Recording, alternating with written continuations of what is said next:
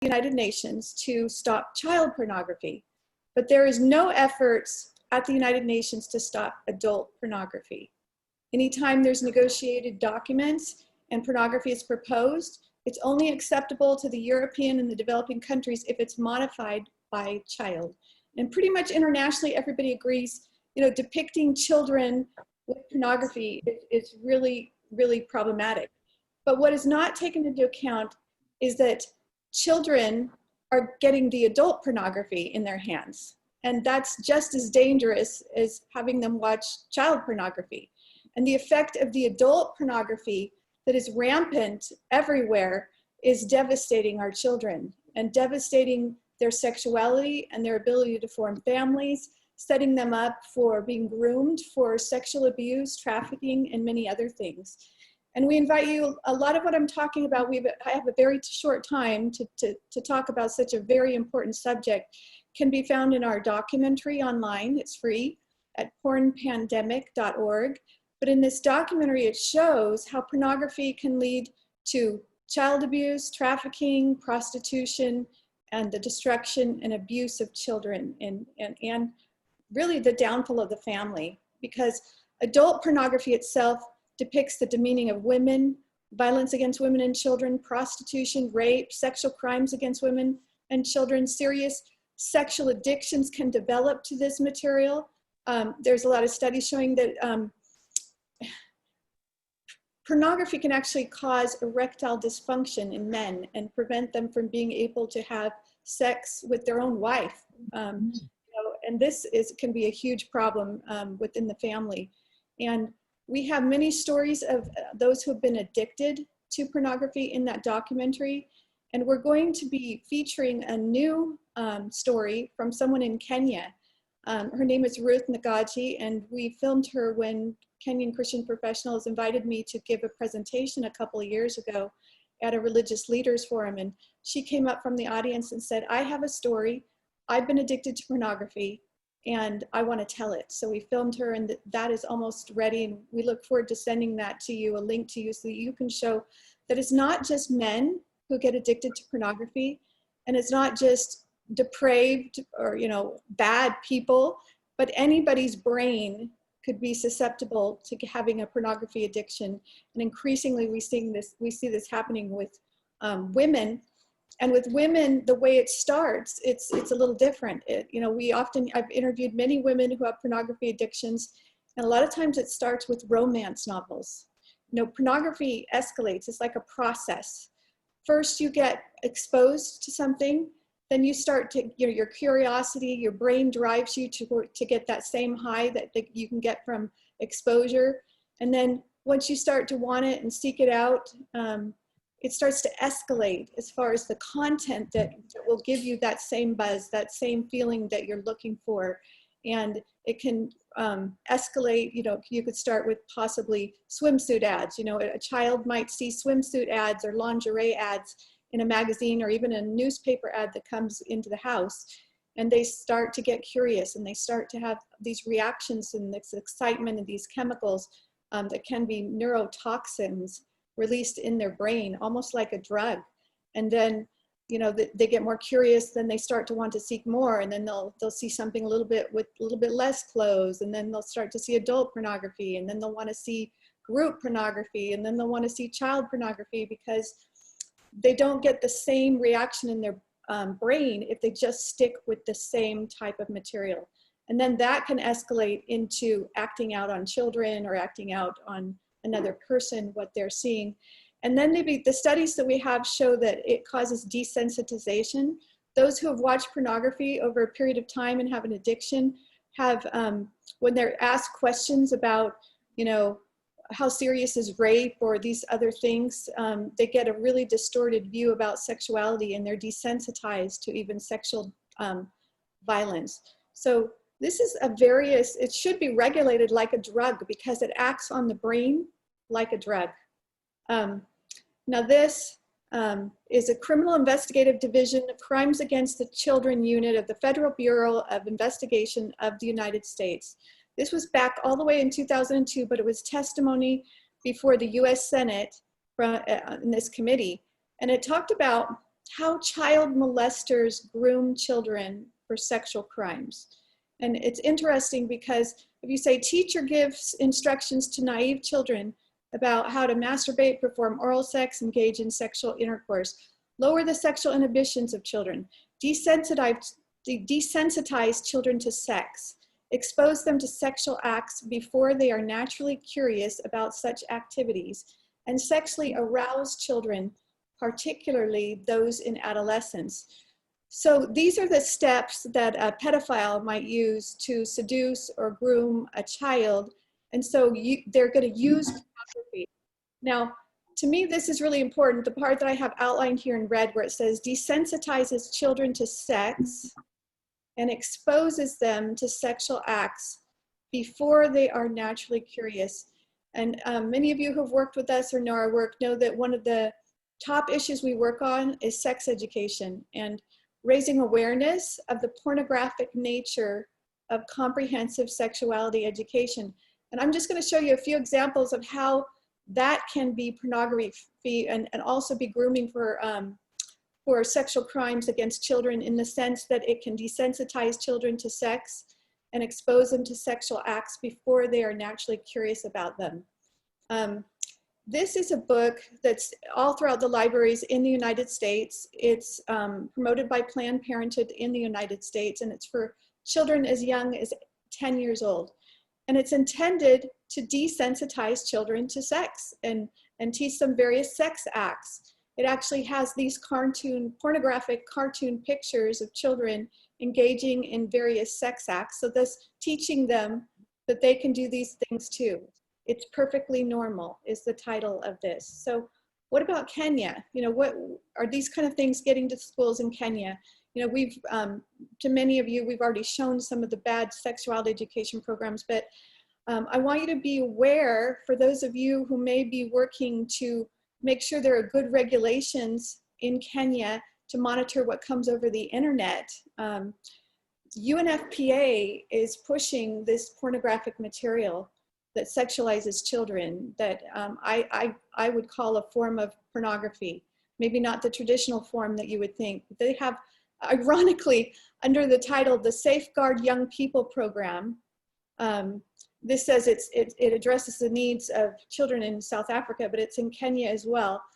As part of this program, they created something called the Tune Me phone app that links information on CSE, comprehensive sexuality education, with youth-friendly services. And it says it's reached over 4.39 million people, young people. So this is youth that they're targeting. And here's an example of the app, the phone app that they've got these kids to download on their phones. Now I entered for this picture that I took the country of Zambia, but you could enter the country of Kenya. And so it'll be kind of geared towards Kenyan children. And children can click on these different tabs, but you know, I'm just going to show you one screen from this where they teach them, they say, what is oral sex? Well, then they teach them partners can use their mouth, lips, tongue, or genitals to pleasure their partners. It advises girls that they can stay safe by using flavored condoms if they have them. Okay, this you know, maybe an adult who reads this or hears me read it is not going to be sexually aroused, but imagine a child's brain who's never even conceived that there's something like this. I mean, this is brand new. The effect that it can have on the brain and the curiosity it can create. This is the kind of material that can groom children and lead towards addiction. Unfortunately, beware of UNICEF. UNICEF is working in all countries and in your country as well. And they produce, this is for East Asia and the Pacific, but this is what they obviously think is good for children everywhere on digital sexuality education. In Kenya, Kenyan Christian Professionals Forum has done such a great job in pushing back against comprehensive sexuality education where they found it, or the policies. So what UNICEF and the other UN agencies are doing is they're trying to get around any regulations that you make to get these materials that can sexualize youth to the children through their phone apps. And in this booklet of UNICEF's, it actually recommends all these sex educators that are online. And And one of it says examples of videos offering sexual and reproductive health information and guidance. So under the guise of teaching children about sexual and reproductive health information, and this should be significant with the reproductive health bill that's being proposed in Kenya that has a section saying that sexual and reproductive health information and services should be provided for youth. And it invited international entities to help fund and help Kenya do this. Well, UNICEF is going to be one of those. And UNICEF is going to send them to people like this lady here. I'll give you an example of this sex educator in Malaysia that, that they send children to. Here's a video that you can find online. Her name is June Low, and she has a sex ed web show that I would tell you is pornographic. I mean, this is cartoon, but look at the symbol that she uses for her show. It's a penis next to a vagina. That's her symbol. And she is as crude and as crass as you can possibly do it. And although she's not showing actual genitals, you know, the effect is almost the same. Through touch, you can attain sexual pleasure. Instead of having a penis, it's a banana. Instead of vagina, it's a fruit. You know, it attacks religion. It says there are a number of these religions that prohibit masturbation, you know, and they all look evil and mean. And this creepy guy in the middle is probably the creepiest thing I ever saw. He's on the whole video. He uses his hand with a weight to simulate masturbation throughout it and works up a sweat. I mean, this to me is a form of pornography that's not categorized as pornography, that sexualizes children and can have the same negative effect. Also, this program, which I know that you found in a number of Kenyan schools, and there's been great efforts to stop it, is called The World Starts With Me, and it's funded by the government of the Netherlands, and it's in Kenya. And you know, most of the CSE programs we see usually have pictures of nude boys and nude girls, and shows their genitals, and asks the children, like this program does, to compare their genitals and what are the differences, you know, toward what purpose is that? I think you all know what child pornography is, so we're not going to go into that, and we certainly wouldn't want to show any of that. But I think it would be important now to address what is the solutions, what can we do about this, rather than just say there's terrible things that are happening out there that we need to stop. So I want to just go through a few free tools, and I actually added a few really quickly to this list that I'll show you also. But there's a website called protectyoungminds.com. They have a lot of free materials. They have a newsletter. I would suggest if you're a parent or you deal with children that you should sign up. My good friend runs that, and they give tips and articles of how to help protect and immunize your child against pornography and what to do if your child does get addicted. Then one of the ways that pornography gets to our children, probably one of the biggest ways, is through movies, new movies. And we might justify watching them or letting our children watch them because they have so many exciting things and they're so popular. But then they bring in people having sex, or they normalize sex outside of marriage, or they bring in homosexual sex, or all sides. But this website, Kids in Mind, you have to have a dash between each of those words, rates all the new movies for you for violence and for sexual contact. And you can actually go and click on the links and find out exactly what a movie is going to do in these areas before you make the decision to go see this movie. We did this with our children, and just a story of my youngest daughter, she would get, you know, my kids would get so mad saying, oh, you're going to go to screenit.com and you're going to tell me no. And, you know, kids don't like being told they can't do something.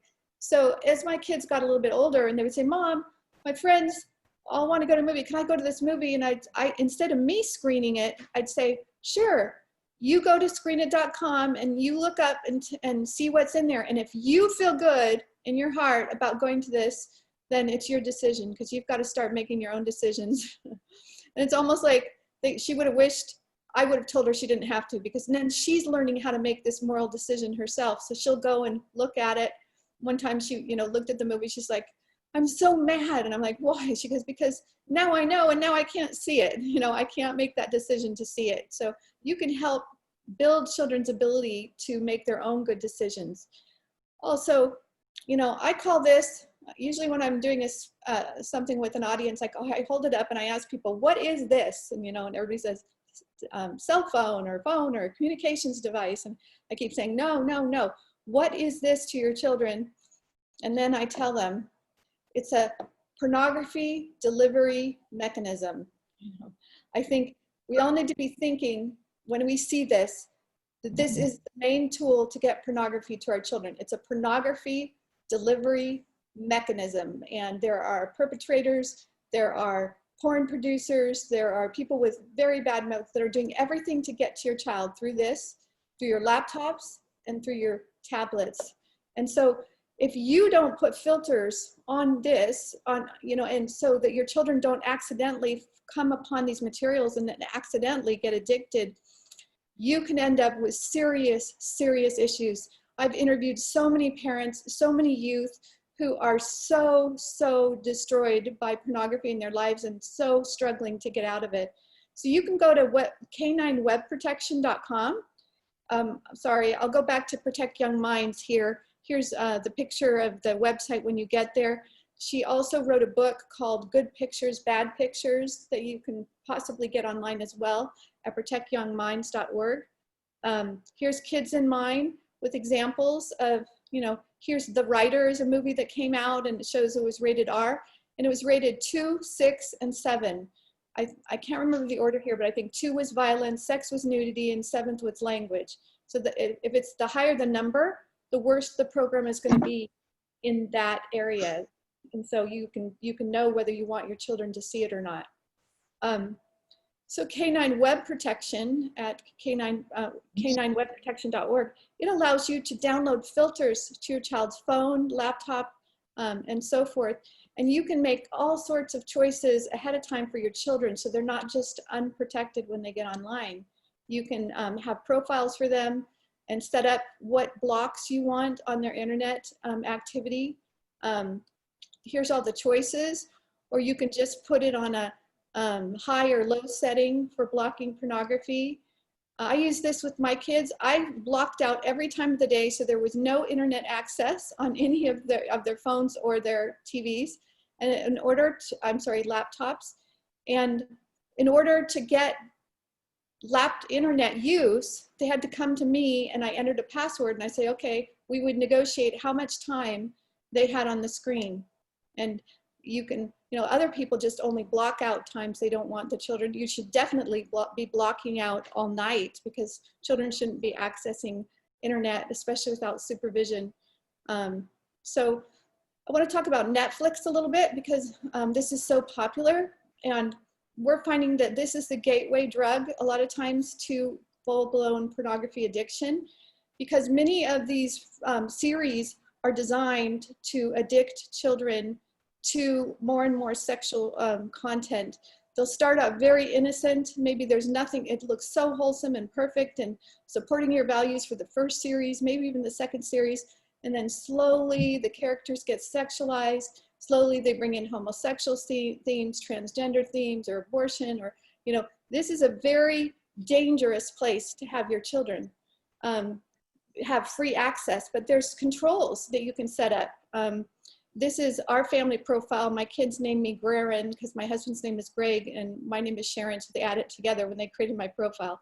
But even for me and my husband, I set our settings for 14 years and below, because it's not good for adults to be viewing pornography either. An adult can get addicted just as easily as a child. And you can set all sorts of viewing restrictions. So if you're letting your children watch these streaming programs, it's really important that you set boundaries for them, you set filters. But having said all that, even if you set all these filters, your children are still going to see pornography. I promise you they will, and they have, because it's just impossible. No filter is perfect. Kids get around filters. So you're really gonna have to talk to your children. But here's just one more wonderful service. This one costs, it's kind of like Netflix. I think it's like $10 a month. But it's called VidAngel, and you can go to vidangel.com. It says you no longer have to accept the unacceptable in movies and TV. It says VidAngel provides a way for you to skip or mute things you don't want to hear. So you can set your controls in VidAngel for what you don't want to see with regard to violence, language, or profanity, or sexual conduct. and it will actually just skip it for you, and it will mute the foul language. So this is also a wonderful way to clean up the things coming in your home. Finally, for parents, it's important that you do regular head checks with your children. Even with your spouse, you should be asking each other, because you want to help safeguard each other against addictions to pornography that can be harmful to them. And you know, here's some of the questions that we have, and you can find this at pornpandemic.org. There's a tab at the top where it gives you all sorts of resources, and so a lot of what I've talked about here, all the website links that we refer you to, you can find there. But you know, ask your child, what do you consider to be pornography? And help them understand that it's not just pictures of naked people or videos of naked people. It could be these novels where, you know, you're starting to, you know, read descriptions of sexual behavior. So it's really, you can talk to them about what is sexual arousal and how does that feel, and why do we have that, and why is that God-given thing in our body, and the context in which it should be used, and what to do if they do get sexually aroused and they see materials, and how do they respond to that.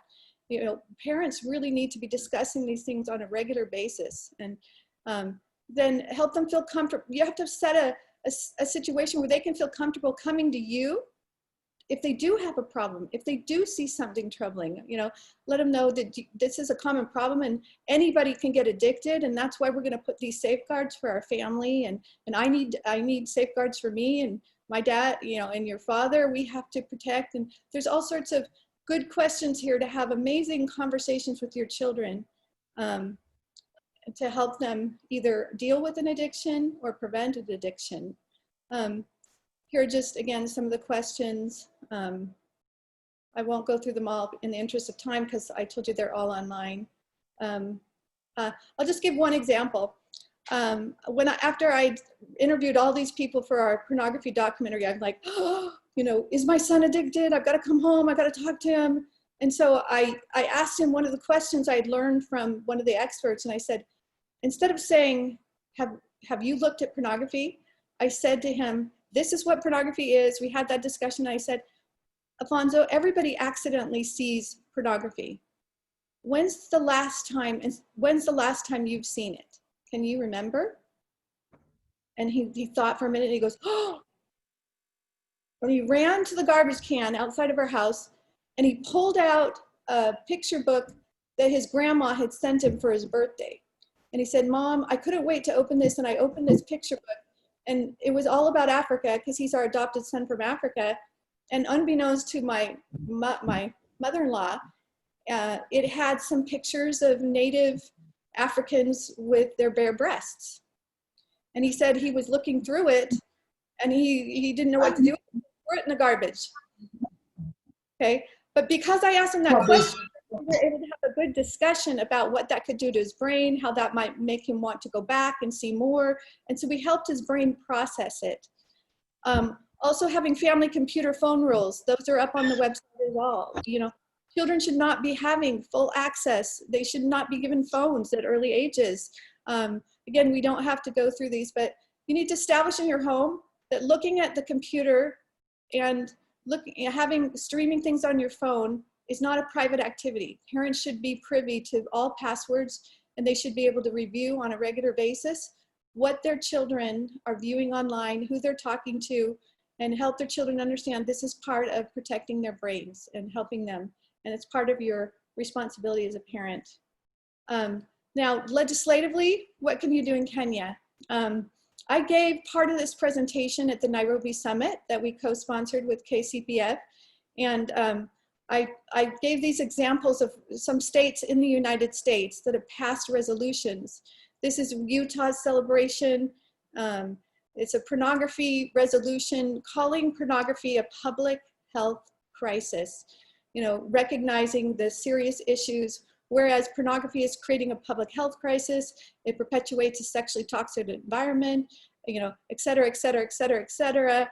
You know, all the things that it does, and all those are social science-based. Therefore, we call upon, you know, the Kenyan government to do all these steps. And I created actually a draft resolution just modified that resolution a little bit so it could work for Kenya.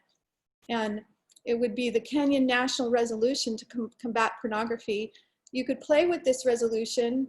This was created by experts who work on pornography, trafficking, and prostitution issues worldwide. We didn't create it. I just kind of modified it in a way that I thought could work for Kenya. And when I gave this presentation, your parliamentarian, the Honorable Jennifer Shamala, stood up and she said, I want to present a resolution like this. This is important. You can count on me. So I am telling you right now, please contact the Honorable Jennifer Shamala. Reminder of this, I can send this to KCPF. Wouldn't it be awesome if Kenya became the first African country to pass a resolution calling pornography a public health crisis and the government committing to doing something to protect children from this awful plague. This is the last thing I wanted to show you, because this is really the crux of the matter. Porn kills love. Porn kills the ability of a person to maintain a loving relationship with a human being. It actually, because of the chemicals that are released that are meant to bond and develop feelings of trust between a man and a woman, a person can actually get bonded to these visual images instead of a real person.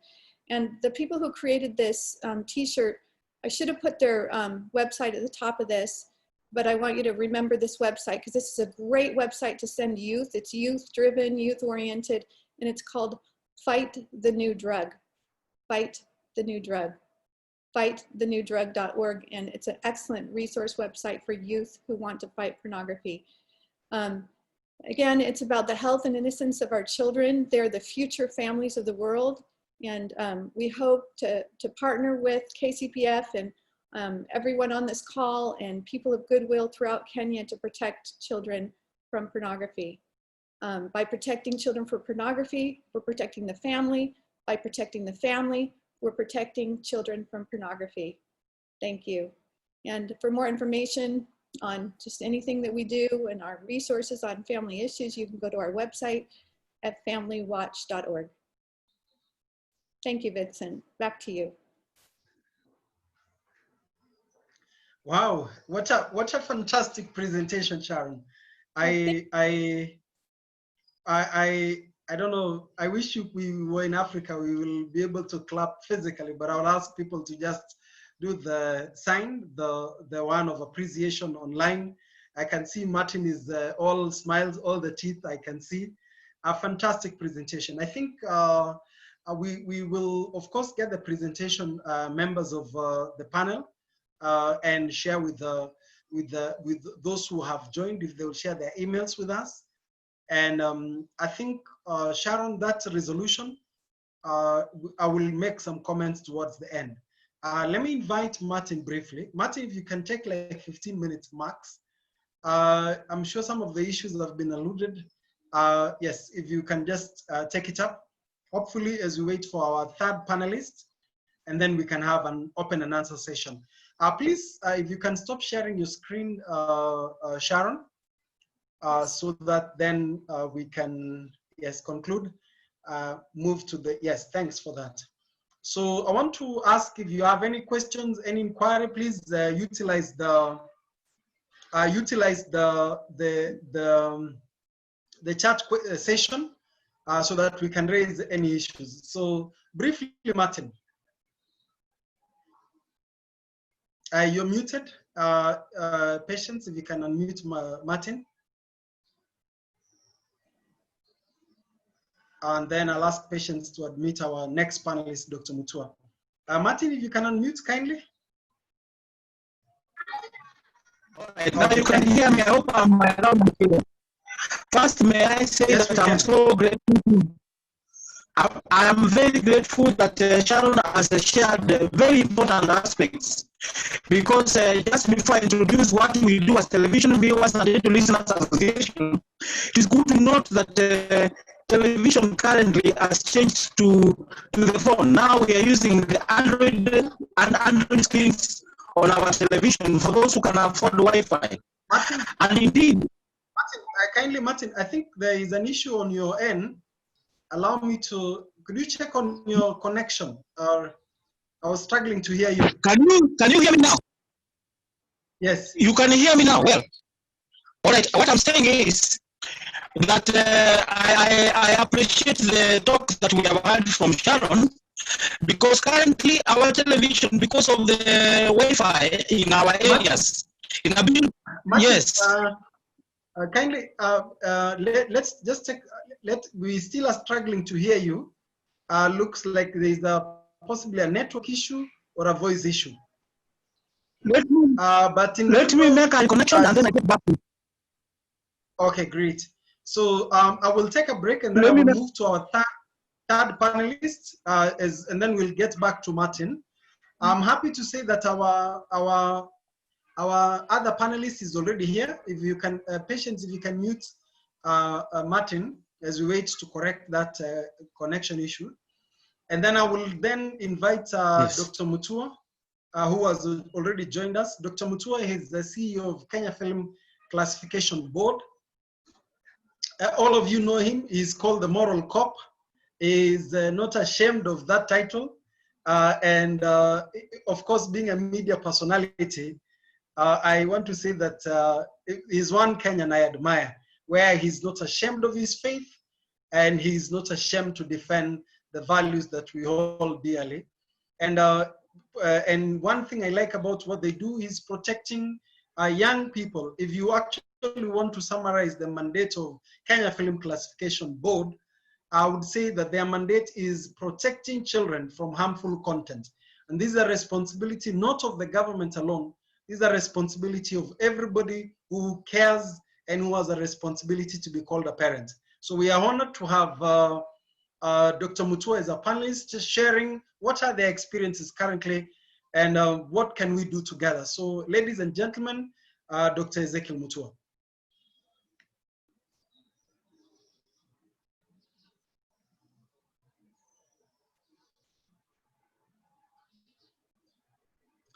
Dr. Mutua, welcome. Yeah, thank you so much. The host was not allowing me in. Good evening, everyone, and thank you. Yeah, I was being told the host cannot allow you in. But I hope I'm okay now. Yes. You can hear me now? Very well. Fantastic. Good evening, and what a pleasure to have you, to be here with you, Bwana Kimosop, and the rest of the KCPF fellowship and community, and to my brother Nyakundi, who has been of tremendous help to us since I joined KFCB. Is one of the most revered champions of clean content on TV, and he's done an enormous job. I hope you'll be joining us. I think you picked the right group. So I'm so honored to be here to discuss this very important subject and to be able to just give my experiences as Kenya Film Classification Board CEO. Essentially, KFCB is the body established by government under the Films and Stage Plays Act, Cap 222 of the laws of Kenya, to regulate film and broadcast content. And we do this by rating and classifying content. But ideally, there are about 5 segments through which we execute our mandate. We execute at the point of creation of content, distribution, broadcasting, exhibition, and possession. And all those areas, there's only one philosophy that guides the establishment of KFCB, which is to, one, ensure that film and broadcast content conform to our culture, our moral values and aspirations. And then number 2, to protect children from harmful content. So you are very right, Madam Chairman, that that ideally is our core mandate, to ensure that what consumers of content consume, their experiences with TV, their interaction with content is rated and vetted by a government agency. And I always say our role is as critical as that of the Kenyan Bureau of Standards, in that if people were to consume foods and consumable products that are not vetted by that body, you can imagine how dangerous and unscrupulous business people would get, and they would dilute their products. There's no quality. They would be selling poison in the name of soda or tea or whatever. And so there's the role of the government in vetting the products that people consume. And that's why people elect governments. I always say there are 3 reasons why governments are elected anywhere in the world. 1, to protect people's lives. Number 2, to protect property, people's property. And 3, and the most important, to protect people's culture and moral values. So that element of culture and moral values is shaped by the media. The media is the gateway to the soul. So if you want to build ideology, you want to build character, you want to build societal norms, they can be destroyed or built by the media. And therefore that interaction between the consumer and the producers of content, and the power of the media to shape ideology, to shape views, to shape character, to sell stories, to tell stories. And the way things are presented in the media determines how we perceive them. You know, I've seen in this country people who could be hating you, Bwana Kimoso, and they've never seen you. It's the story they read, it's the story they saw. And so that perception element, branding element, that element to be able to make people believe, and you know the media has been rated continually as one of the most believable engines in society, sometimes more than the judiciary, sometimes even more than religious organizations. And so when they sell dirty content, obscenity, vulgar language as the way of life, this now new generation that where music has to have dirty or bad language or nudity, and that is sold and presented as the way of life, that becomes what our kids will become. We have a program we run at KFCB called You Are What You Consume. So our role is now to interact from the point of creation, distribution, broadcasting, exhibition, and a possession with all those segments to ensure that we create awareness, number 1, but more importantly, we vet. We vet by prescribing age suitability for every program, every movie that is watched by the public. And by the way, let me make it clear that our mandate is in respect to the public space. We don't regulate what people do in their private homes or in their private life, but when you bring your private behavior to the public space, then the government has a duty to ensure that you vet that so that you moderate the behavior and the interactions of human beings. Because I always say, Mr. Chairman, we naturally are geared and are wired as human beings to protect our young ones. It is the natural instinct of every responsible parent, every responsible adult, every responsible government. To the extent that even a drug who was a child in a school, they cannot go to a school event, and after the event they say you can give the kids soda or something, give us beer as parents. We never serve beer in a school function. Not because beer is illegal. Beer is not illegal in Kenya. Cigarettes are not illegal in Kenya. They are drugs that you can take as an adult and it's fine as long as you take them within the prescription. And one of them, I would say, beer, you know, it's not illegal, but you can't serve it in a school function where kids are watching you. Why do we want then to violate the watershed period, for example, on TV, which says between 5 in the morning to 10 in the evening? All the content that is aired during that period should be suitable for family viewing and listening, such that when you are sitting in your house watching news, you need not see an interjection of a program or an advert that has nudity or bad language or that is distasteful and that makes you uncomfortable. No, you are supposed to be protected as a consumer so that you don't have to endure that. Nyakundi says people don't buy TV to be traumatized. And there are situations where you are watching with your mother-in-law or somebody you respect or your children and you wish there was a blackout. This is the culture of irresponsibility that we have allowed. The reason why we are so firm is because we must restore moral values and ensure we have order in society. And the beginning point is to sort out the issue of moral values. Allow me to conclude that segment by saying this, Bwana Chairman. There is no society anywhere in the world that developed and progressed and meant sustainable development without sorting out or building the moral foundation, values, culture, you know, teaching their young ones and having a program that is so clear on the kind of ideology and the values that we want our children to have, and sorting the way we interact with each other and having firm regulations, rules and regulations of engagement.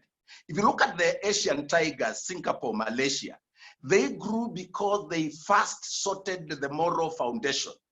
Here in Kenya, we have done very well in building the infrastructure, the physical infrastructure. But our software of values, of decency, is so rotten that young kids can insult even the president, hiding behind the anonymity of Facebook and Twitter and Instagram, and they feel they are safe, and they can say anything, to the point where the president had to shut his Twitter account and his Twitter and Facebook accounts. This should not be taken as a normal thing, because what are we saying? We have allowed indiscipline to a point where a kid using stolen bundles in Kawangware can insult the president, insult a CEO, insult a chairman like yourself, and we feel it's okay because they are watching our politicians doing that. They are watching their parents doing that. We lost the moral fabric, and because of that rottenness, the society becomes so complicated, so difficult to govern. It becomes so complicated and so expensive and difficult to run or to have sustainable development. Why? Because kids who are exposed to violence, they become violent, so you have more crime. Kids who are eating anything and all manner of things are sold on TV. Kids who are consuming gambling and betting, they think they are quick fixes to life. You bring a society like that, I can tell you, you will spend billions and trillions of money trying to bring order, and we lost it at the basic point. Because a building is as strong as the foundation, not the structures you see, no matter how fancy and how beautiful. If you don't build a strong foundation, and let me tell you, the foundation is not very likable. You know, there's a lot of noise and a lot of work when you're doing the foundation. It doesn't look admirable. We step on it and we don't give a hoot. We don't care much about what we are stepping on is the one holding the entire structure. But we despise the foundation. We despise the floor, the pillars that are holding. We don't pay much attention. When you're looking at a building and saying, oh, that building is awesome, that is beautiful, you don't talk about the foundation. That's where it matters. And leaders, whether they are must sort out the software issues of their society if they're going to have sustainable development.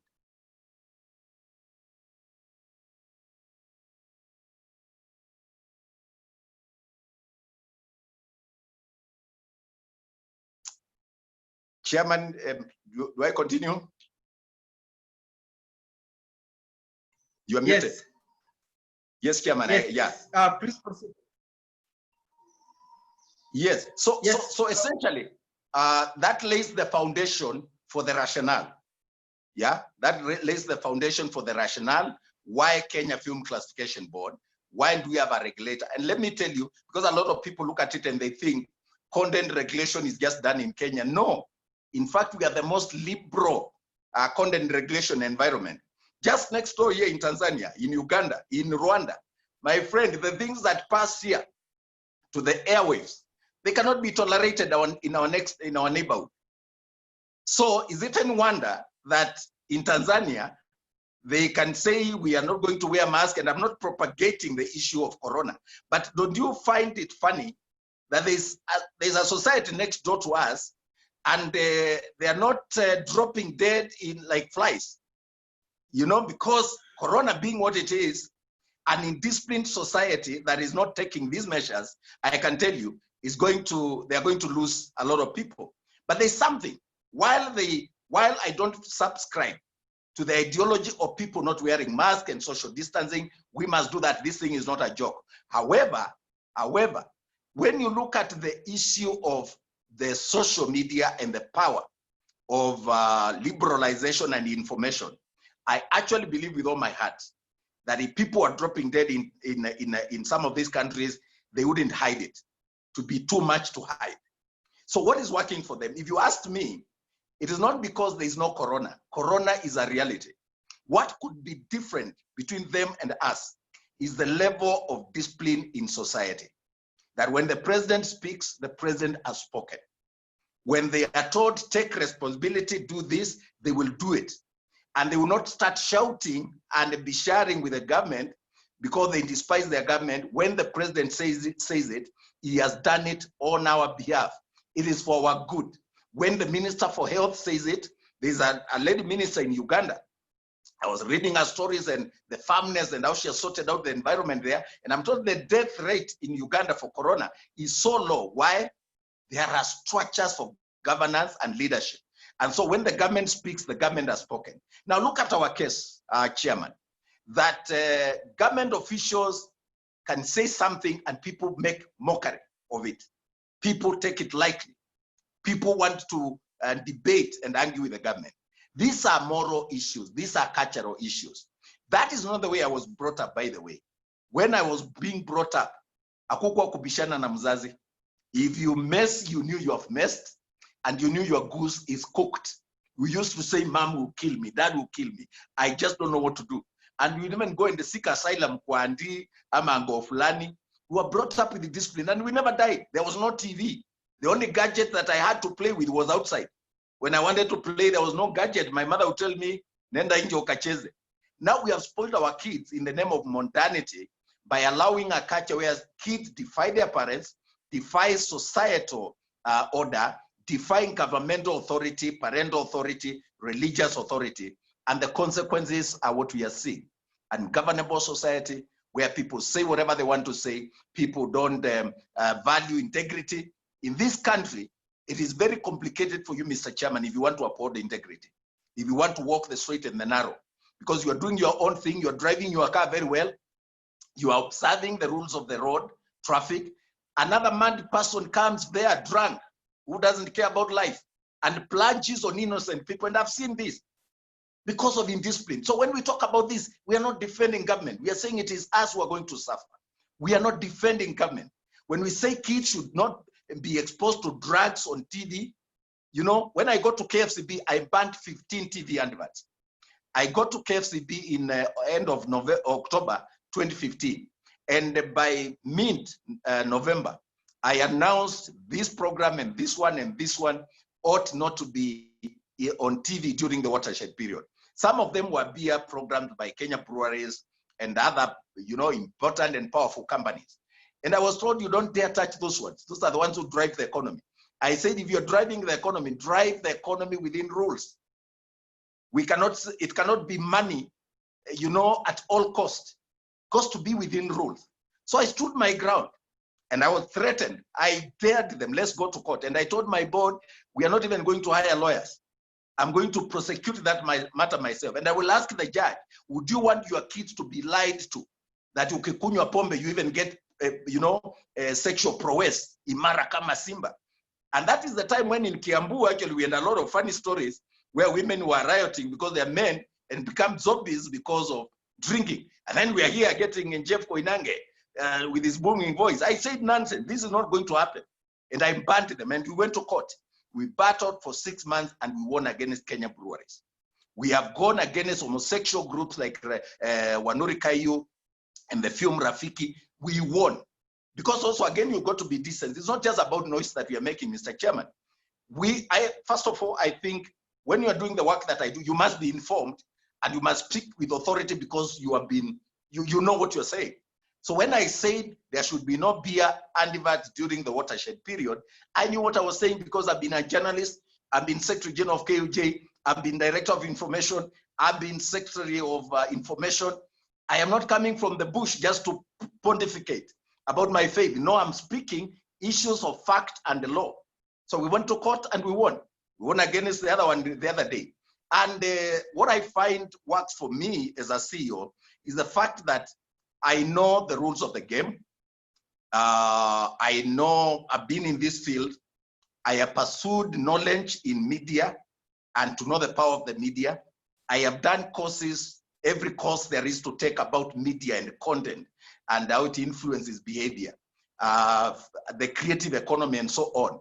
And so when I speak, I think I come with some sense of authority. You know, I'm not just a guy from the bush. And I pride myself to be the best actually in this field. So that when we tell them, don't do this, it will affect children. It's not just about protecting government or promoting Jubilee policies alone, although that is my role and that's my work to do. But we're also saying there can be no sustainable development in a society where there are no rules and no regulations.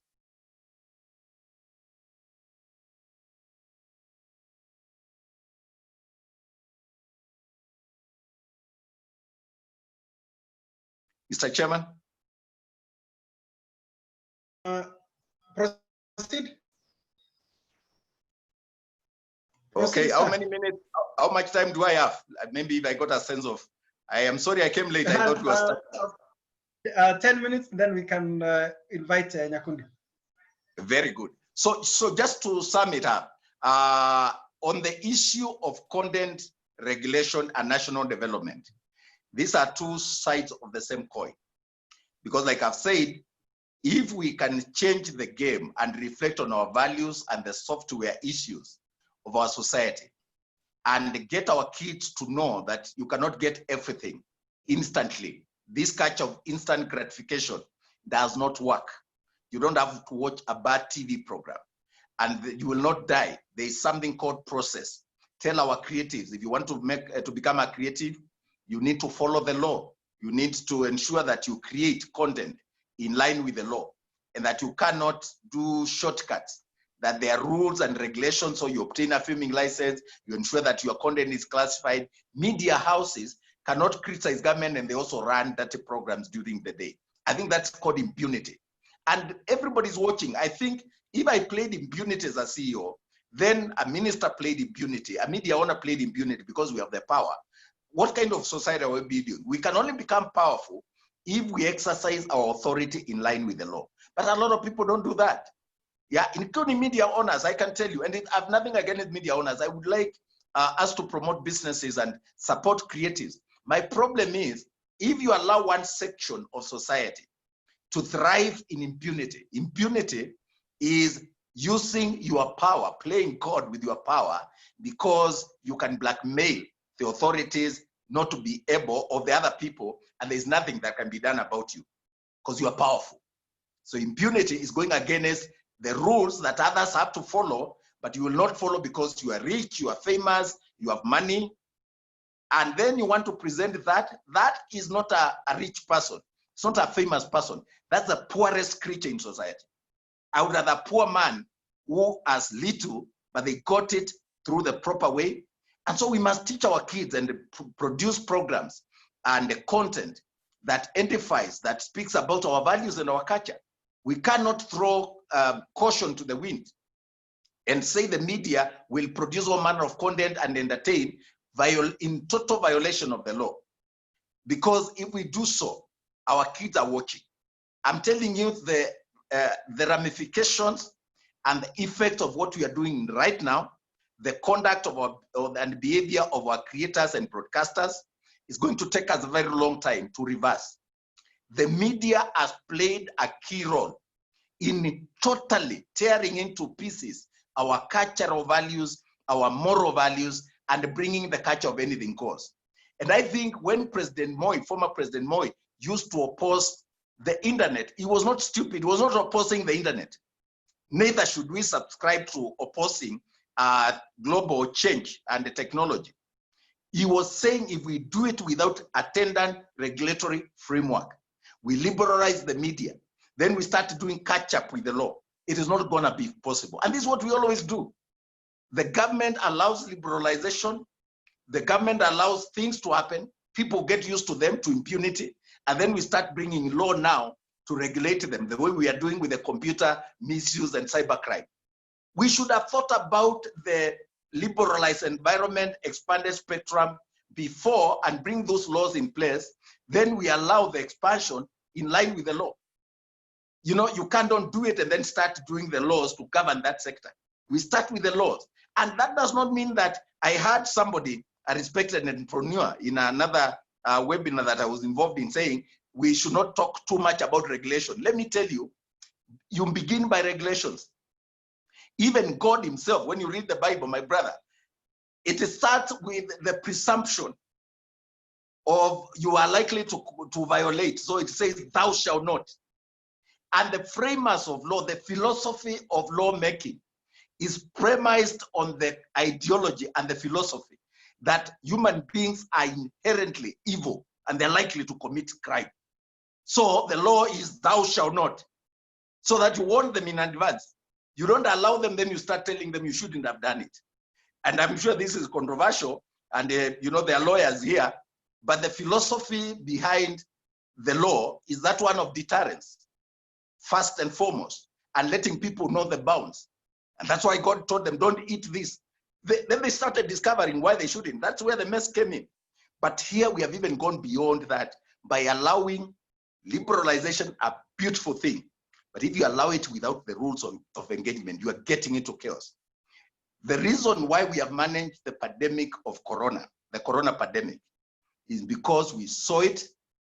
The minister was alert, the government was alert, and the day we end the first case, we didn't wait for the president to announce after a month, you know, the interventions. The president came in immediately, and he has never backed off or looked back. It has been rules and regulations, updates, new protocols, and enforcing them, ensuring that we stay. That's how societies are governed. And you cannot say now, because this one, you know, individuals have a choice, so you can walk around after the curfew. No, you'll be arrested. Societies are organized by the law. So when it says there shall be no movement of people after 9, and there is no bar that is supposed to be open now, you follow those rules for your own good, because the government said so.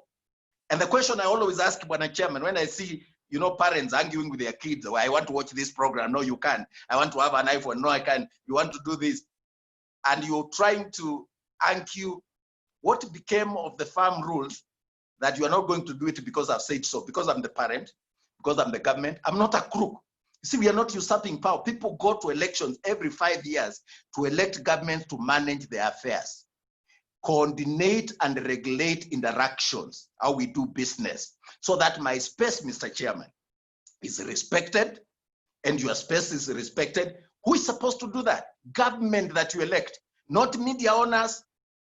We don't elect even the clergy. There is the moral authority of the church people. But let me tell you, people go to elections to elect a government to manage their affairs, to speak on their behalf and make laws. That's why they are called representatives, members of parliament.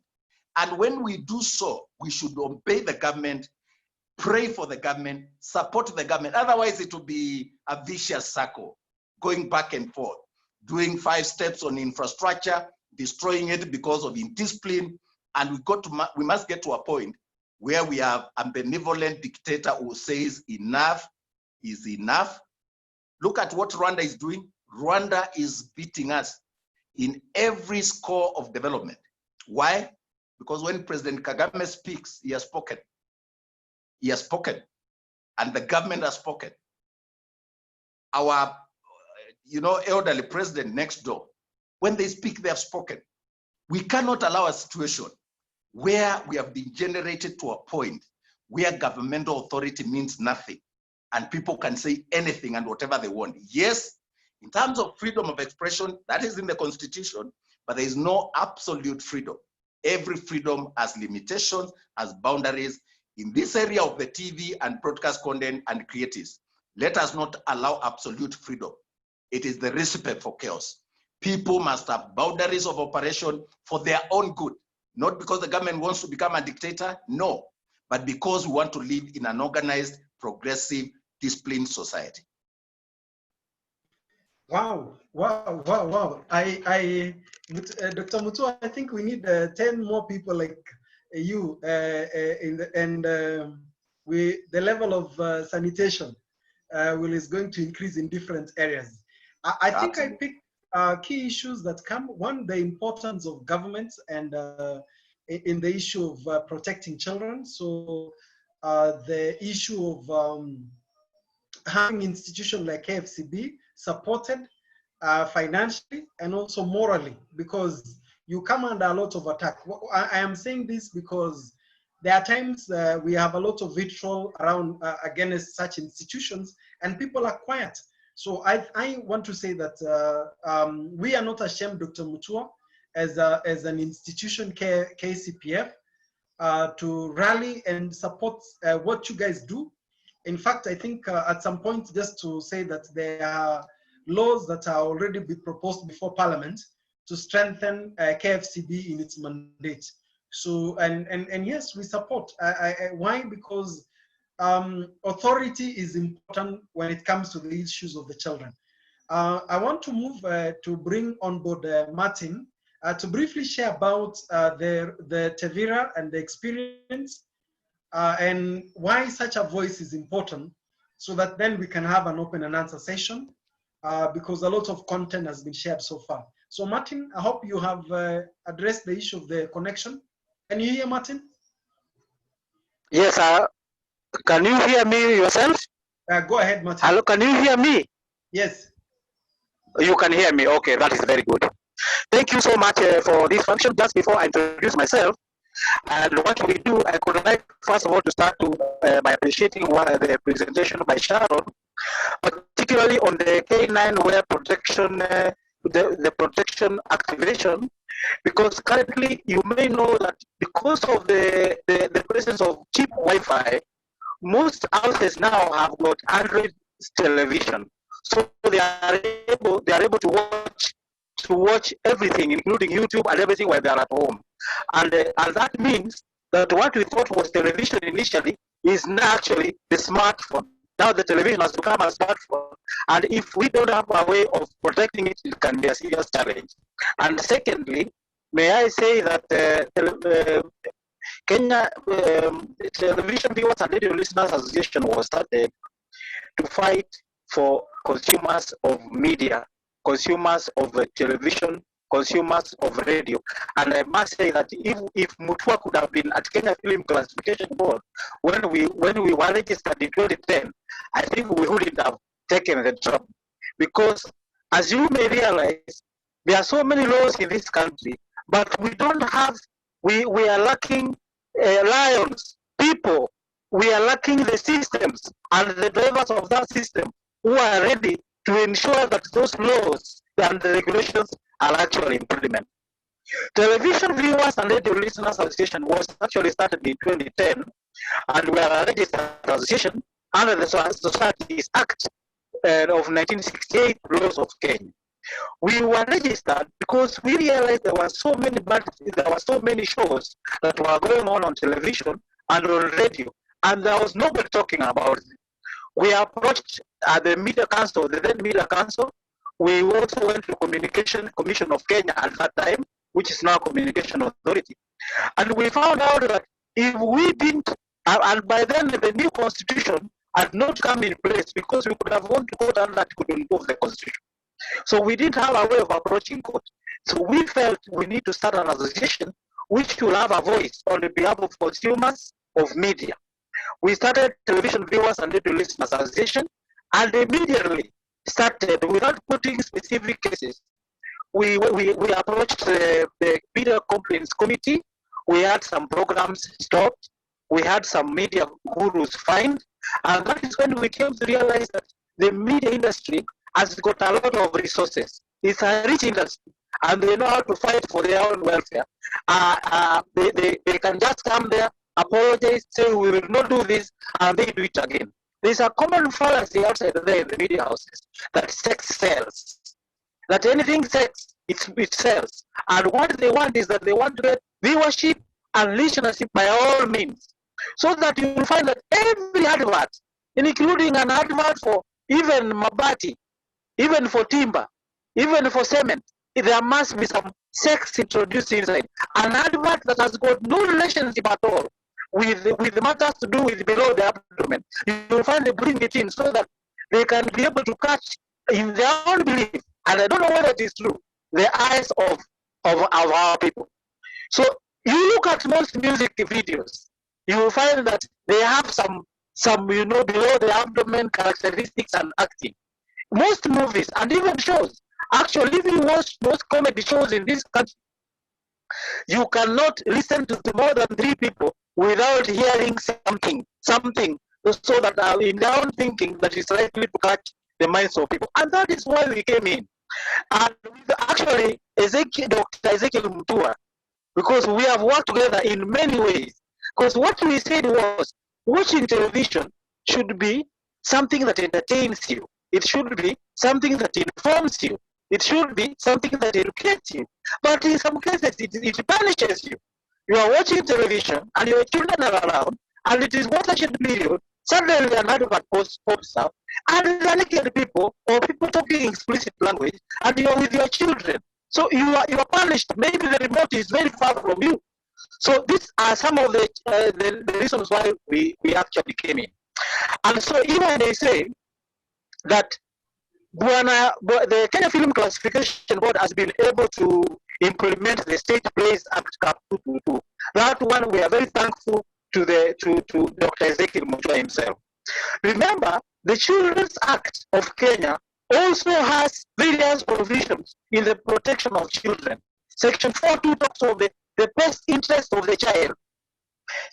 Article 52 of the Constitution also talks of the best interest of the child coming first before anything else. And so is even Section 76 of the Children's Act, because it talks about courts must ensure that whatever decisions they make, they put children as first consideration for anything else. But this is not happening. The implementers of the Children's Act, who are supposed to be the Children's Department, are not doing that. And then now, we have a new law, which was passed in 2018, that is known as the Computer Misuse and Cyber Crimes Act. Section 24 talks of publication of child pornography.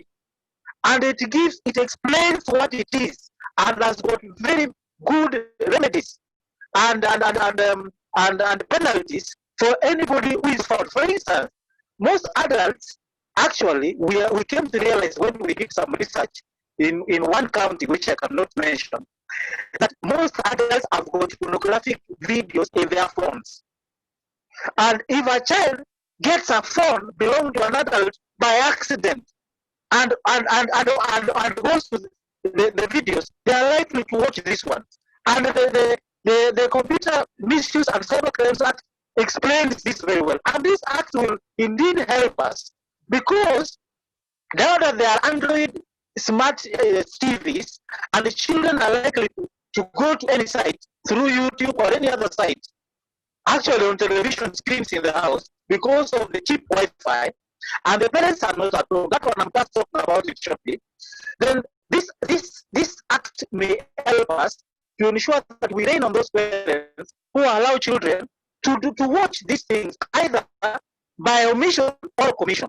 If a parent leaves a child to watch TV, knowing it's Android enabled, and knowing that this child is likely to access its channels that are not allowed for children, and assumes or ignores, and the child accesses those ones, this parent is culpable by omission under that act, that the child omitted to take steps, knowing or having reason to believe that the child was going to do what was supposed to do. Then we also have the freedom of media.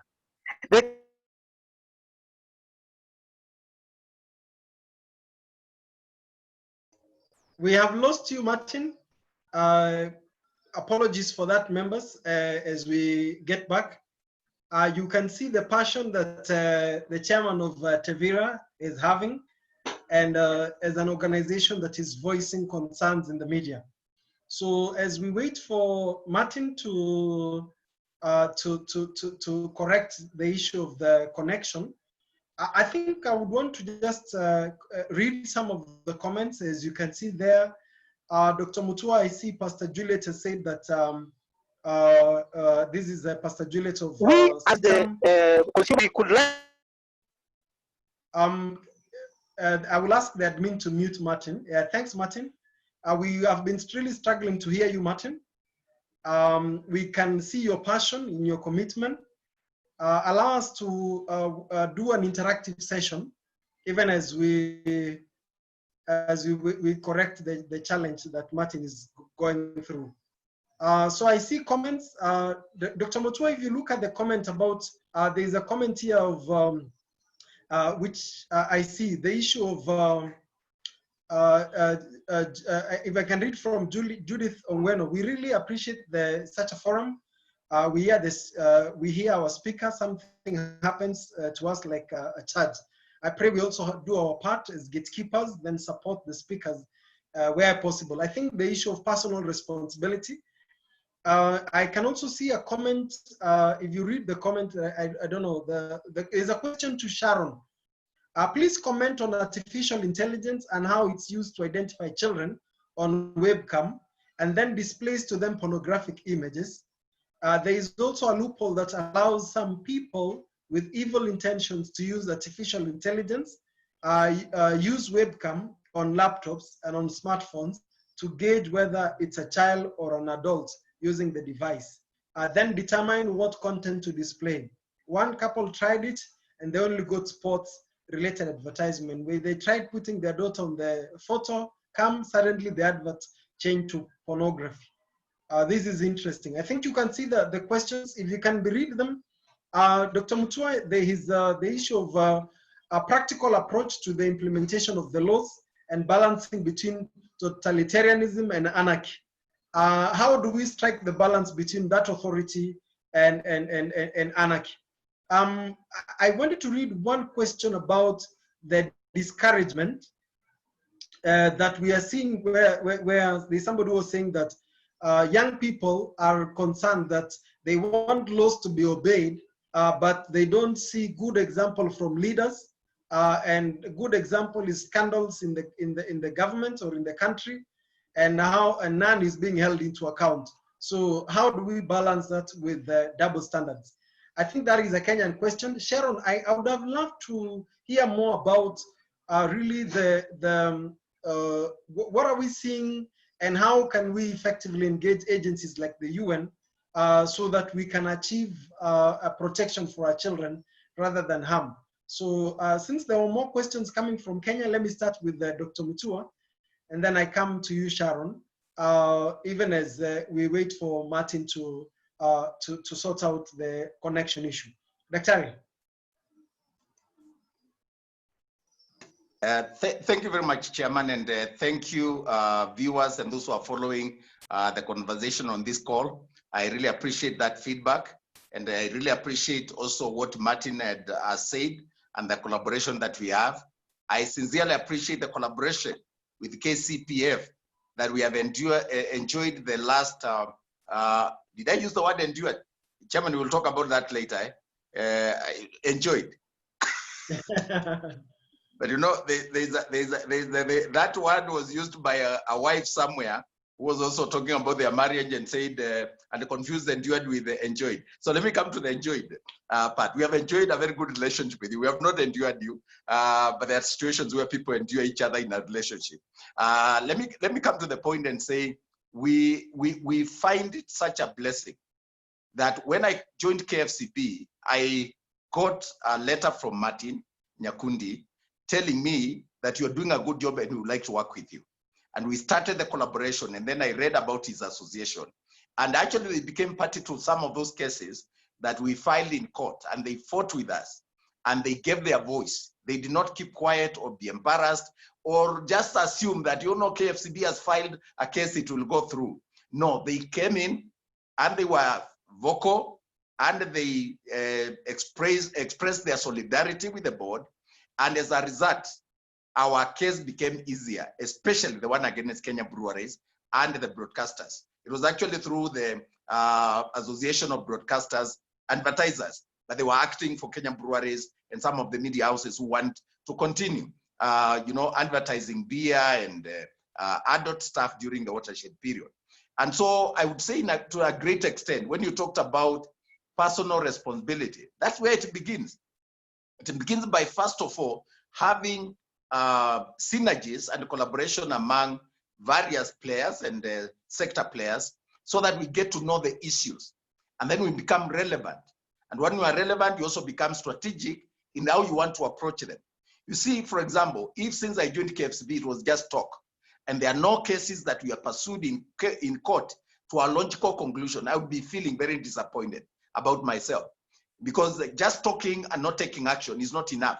Right now, as we speak, I'm just getting updates from my team that we have arrested the producer of a very bad video that was going on in the social media called Nico Thirsty or something. I don't know whether you've heard about nonsense like that, but it was dirty to, you know, to the extreme. And it was circulating on YouTube and on all channels, and there was access, you know, parents, kids were accessing this, especially during the COVID season. Some producers, adults, went and used kids to do very dirty content, which was circulating on YouTube.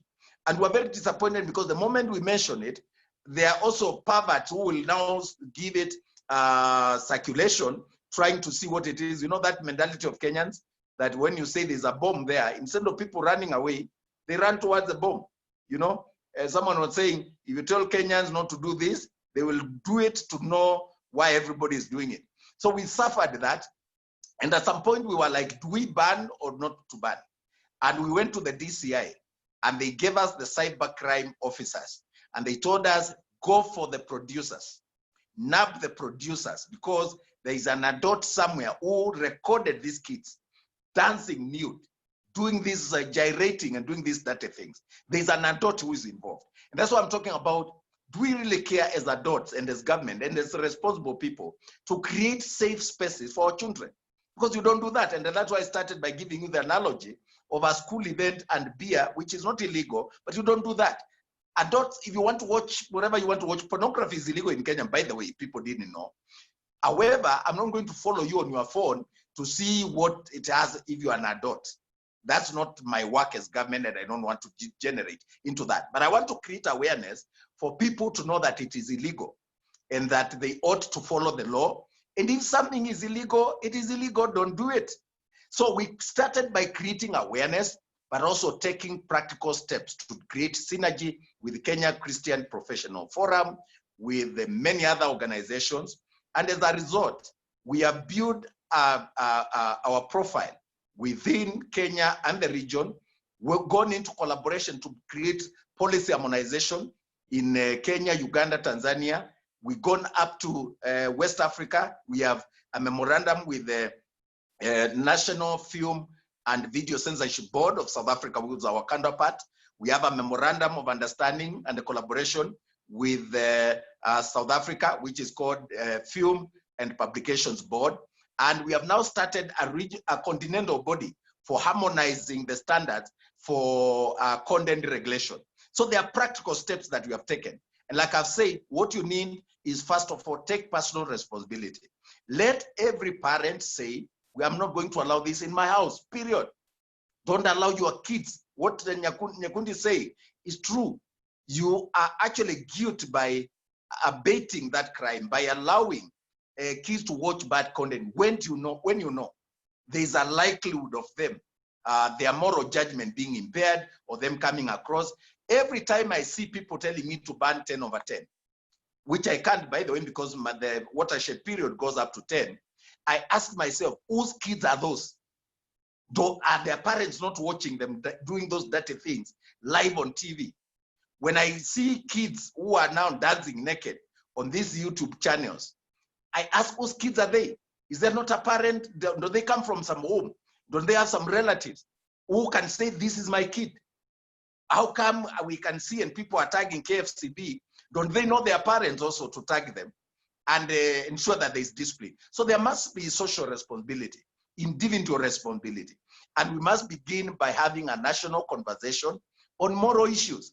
When I started talking about moral issues, by the way, it sounded very awkward and very foolish thing. When I started, I remember Joki Chege did article after article, painting me as a baboon who has no clue what he's doing.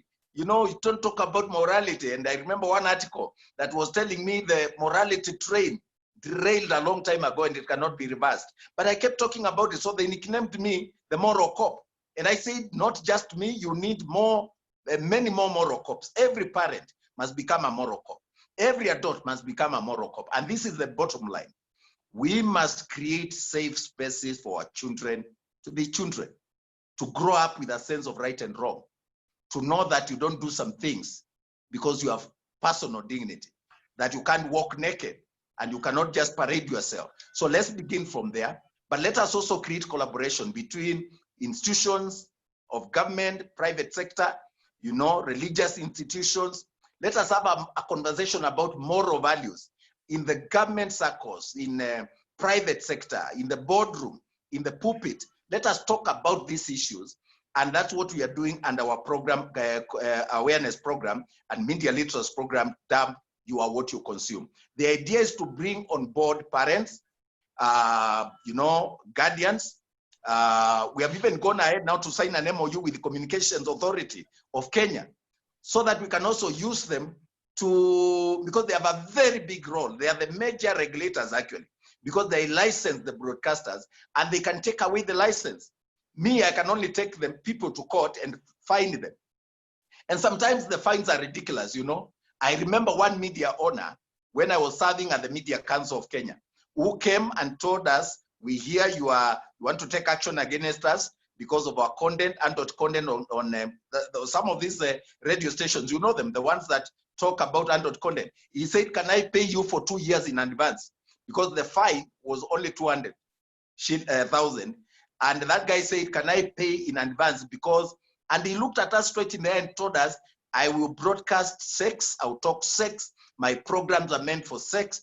And I look at it and wonder, what kind of a country do we have?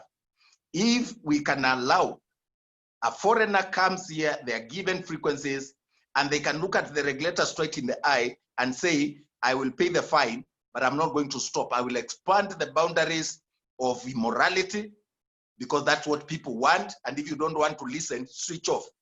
He can't say that in Uganda. He can't say that in Rwanda. But we have opened we have given keys to the cities and to the airwaves, to people like those who dare us. So there are radio stations that talk obscenity from morning to 10. When kids are being driven to school, the radio is on and they're listening to Maina Kageni and Mwalimu Kingangi and other radios like that are discussing untold content, untold subjects. And we allow it.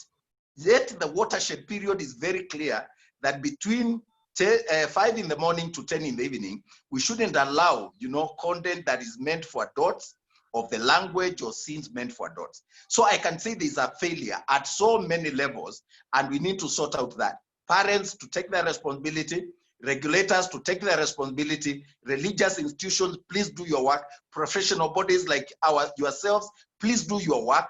Every one of us has a role to play. And let us all collaborate, not to work in silos, but to work in unity. Then lastly, you're talking about authority versus dictatorship or authoritarianism. Let me say this.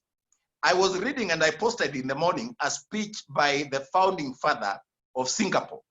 And let me tell you, my approach to leadership, by the way, is based on Singaporean model.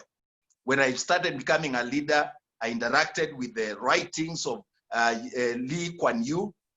I read about him, I've listened to his speeches. This morning, the first post that I did on my Facebook was his final speech to Singaporeans when he was leaving the country.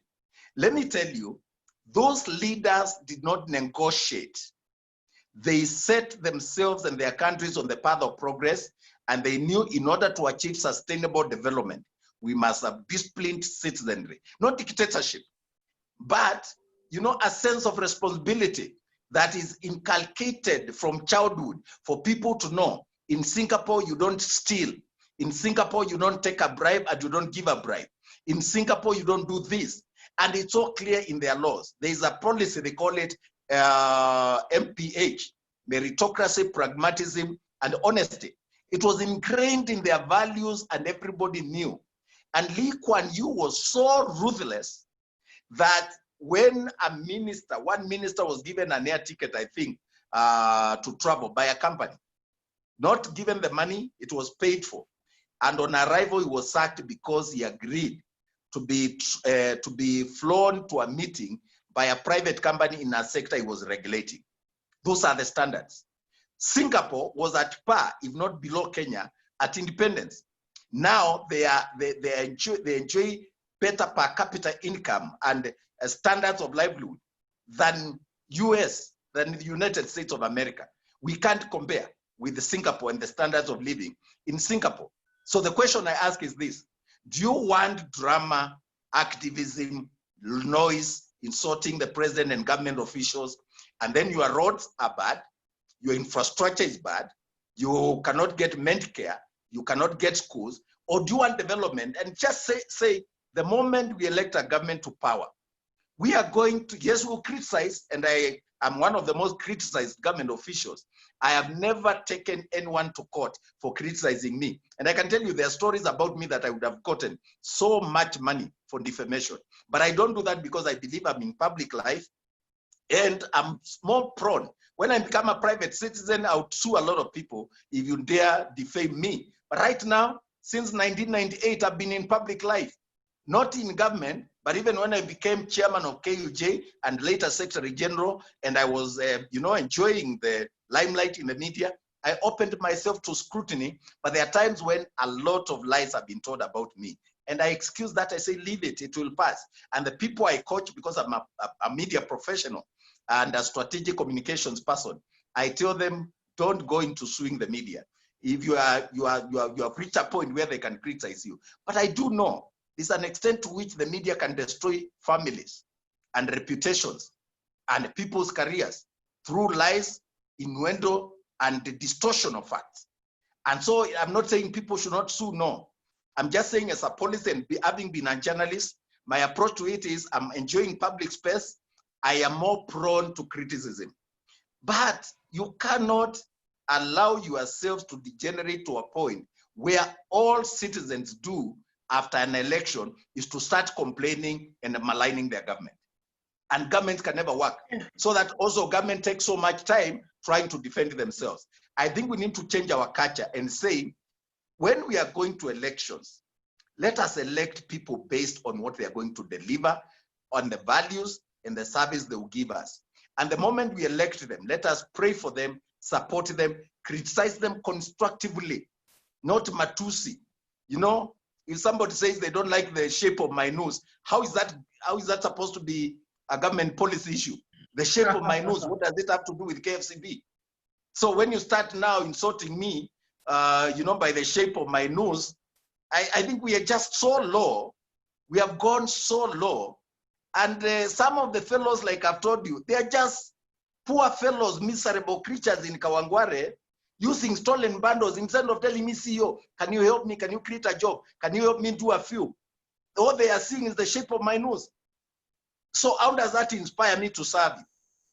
How does that inspire a minister when you are tearing him down and creating fake stories? So I think while the government, and I know a lot of times when we have failed, and I take responsibility, but while the government and public officials must take blame, I think it's a moral issue, it's a societal issue, and we need to have a national conversation about the repair, or how to repair our moral fabric and get back to the basics.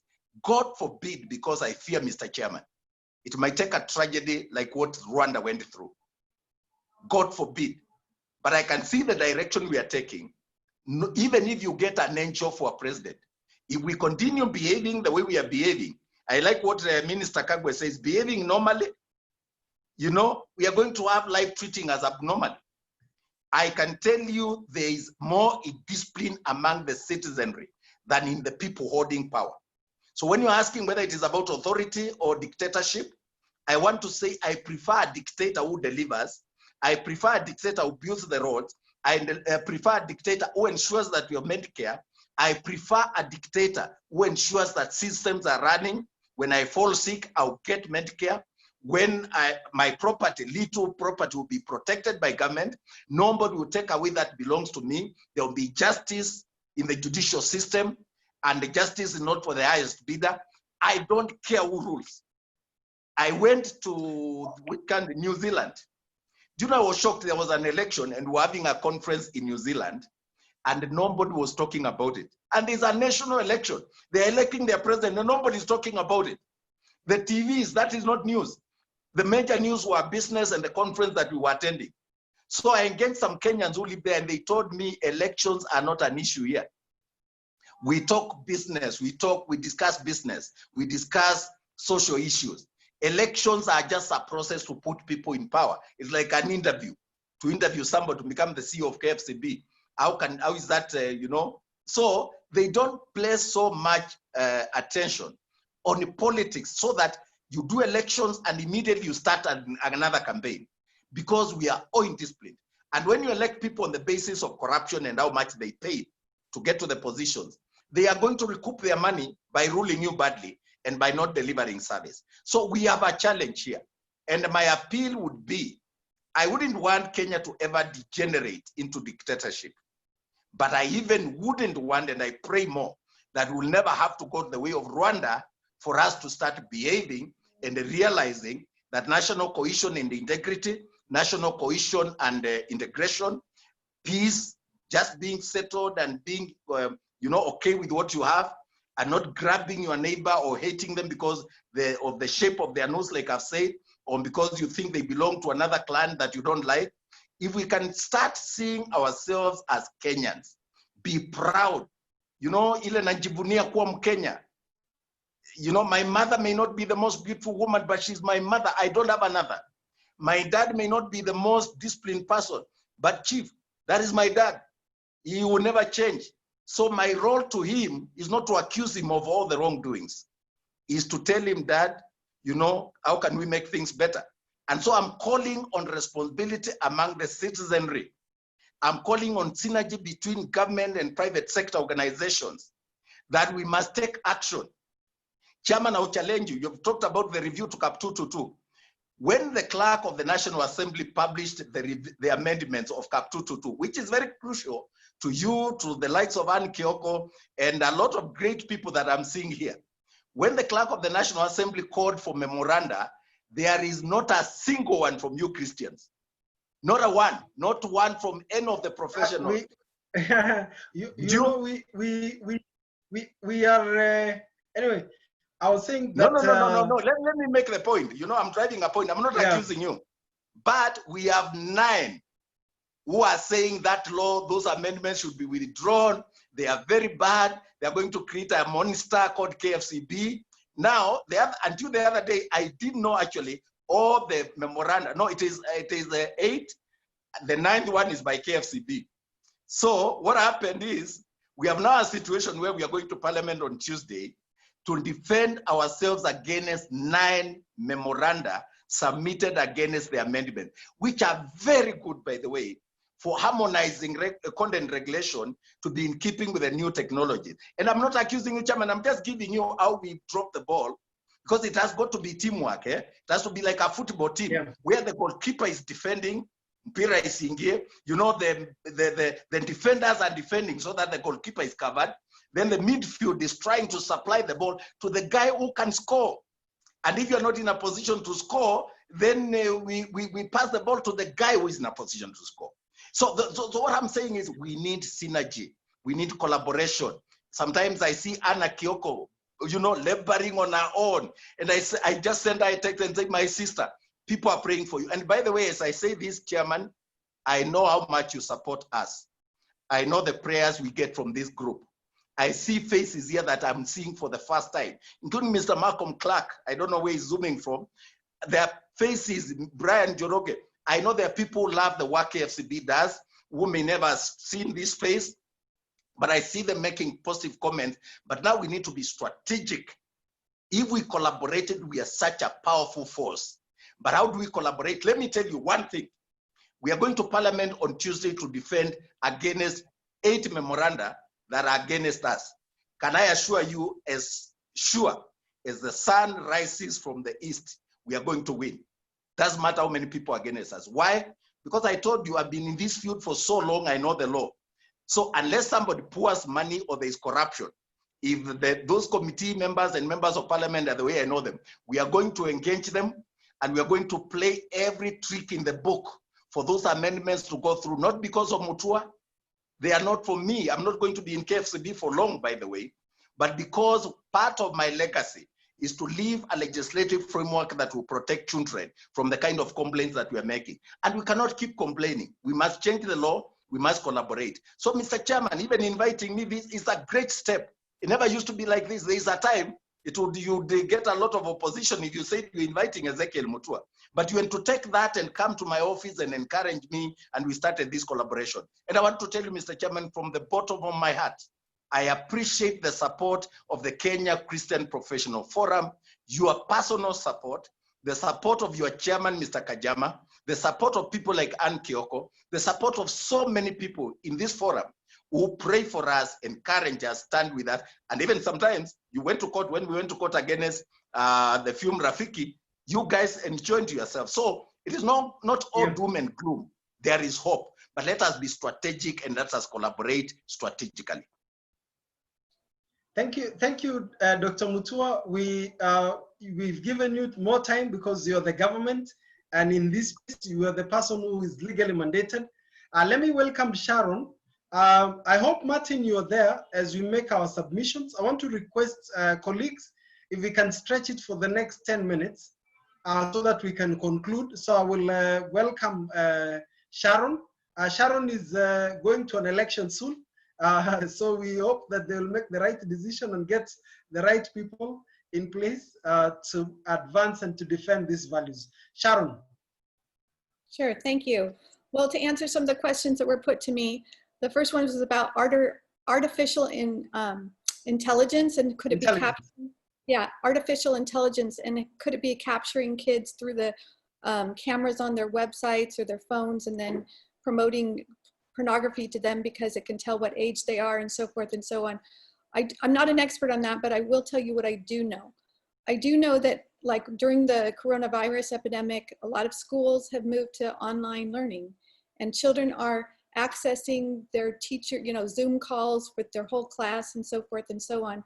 And there's an article that just came out in the US by Matt Walsh, you can look him up, and where they actually have caught the teachers discussing amongst themselves the problem it is that the parents can hear what they're trying to teach the kids about sexuality education. Because it's interesting, Dr. Mutua, that you use the word safe spaces. We want to create safe spaces for our kids, and that's really, really important. The problem is that term is being used by those who are going after our kids to create quote unquote safe spaces from them where the parents can't know what they're teaching for them. So in this article, it talks about how worried they are that now with coronavirus and maybe parents being in the same room, they're gonna hear what the teacher's trying to talk to their kids about sexuality that's very inappropriate. So I just beware that you know who is on those Zoom calls. If they're bringing in sex educators, you need to watch out for that. Then Vincent, you asked me, what can we do from an international level? How do we fight these UN agencies that are coming in and trying to override Kenya's laws and get to the children through their own programs on the ground? This is a huge problem that we're fighting everywhere. Let me just remind you about UNICEF, okay? Most people trust UNICEF. You think they are the organization that's going to protect the children. Did you know that the person that wrote the implementation handbook for the UN Convention on the Rights of the Child was arrested and jailed for pedophilia? He was caught with children. The representative from UNICEF in Afghanistan, and the name of that guy is Peter Newell. The representative in Afghanistan for UNICEF was also put in jail for pedophilia. He was caught with a 12-year-old and a 14-year-old. His name is Peter, I think it's Dalglash. You got to think about, they're charged with monitoring and implementing the UN Convention on the Rights of the Child. This convention has some really hostile provisions that are being interpreted by UNICEF and other UN agencies to get this radical materials to children. There's one provision that says that children have a right to access all forms of information regardless of frontiers, okay? If you take that literally, parents can't stop their kids from accessing any kind of materials. I think the governments, when they accepted this, they weren't thinking about pornography. They were thinking they need to get educational materials, right? But those kind of provisions were deliberately inserted into the UN Convention on the Rights of the Child. So UNICEF and these UN agencies can, with impunity, flout your laws and say, you are a party to this. This is an international treaty. So this is your law. We don't care what your law is. This is your law. Children have a right to this information. We have a situation where the UN special rapporteurs, the experts that are supposed to, pontificate and tell countries where they're out of line with human rights, they're starting to push these so-called rights for children to comprehensive sexuality education, to information, to sexual expression. And again, when we talk about safe spaces, we need to tie this into the reproductive health bill that I've studied, that's put forward, that I know you all are fighting. You know, that was very, very carefully and deviously drafted. And there's a whole section in there saying, okay, you know, we're going to allow for clinics to teach children sex education. And they said, and it's going to teach about abstinence and spirituality and all this kind of stuff. So it sounds really nice, right? But first of all, who are the clinics that are going to be teaching this to the children? How are they going to define abstinence? UNICEF and all the UN agencies came out with the International Technical Guidance on Sexuality Education. And in that, they define abstinence not just as not having sexual relations, but of deciding with whom and who you're going to have sexual relations. In other words, they're defining abstinence as a right to have sexual relations. So when they call these, you know, in the reproductive bill, health bill that's being proposed, it calls for youth-friendly clinics. Youth-friendly clinics is a deceptive term that we keep out of UN documents when we're advising governments because they create quote unquote safe spaces. IPAS, which is heavily pushing abortion throughout Kenya and throughout, they create the handheld abortion suction kit that they make money off. When, you know, you go to their website and they say they create safe spaces for kids. Their clinics are safe spaces. They're youth friendly. Youth friendly is a euphemism for without parental knowledge or consent. Here they're free, kind of like what they're trying to create in the schools with these teachers who didn't want the parents to hear what's happening through the Zoom calls now that they're being educated at home. You know, these terms are, we understand in one way and we think we're going to create safe spaces in the law, and then they're going to interpret them a completely other different way. So what can we do? You said, what can we do about this, right? I mean, there's so many problems at so many levels. I wrote down some notes here. We have a initiative right now that we really need your help on that could really help push back against the UN. The UN also has what's called special rapporteurs, which is a fancy name for just a UN expert that operate under the Office of the High Commissioner of Human Rights, that they appoint to monitor and tell countries what they have to do to implement certain human rights. And there is one of the worst reports we've ever seen that just came out of the United Nations. Ironically, it came out written by the UN Special Rapporteur on to protect religious freedom and belief. That's his job. Instead, his report, which is going to be going to the General Assembly in October, is an egregious assault on religious freedom and basically says in 20 different ways that religious freedoms infringe upon LGBT rights, the right to children to have comprehensive sexuality education or surgeries, or, you know, it even cites to Kenya in that report, saying Kenyan religious opposition to comprehensive sexuality education is an example of a violation of rights.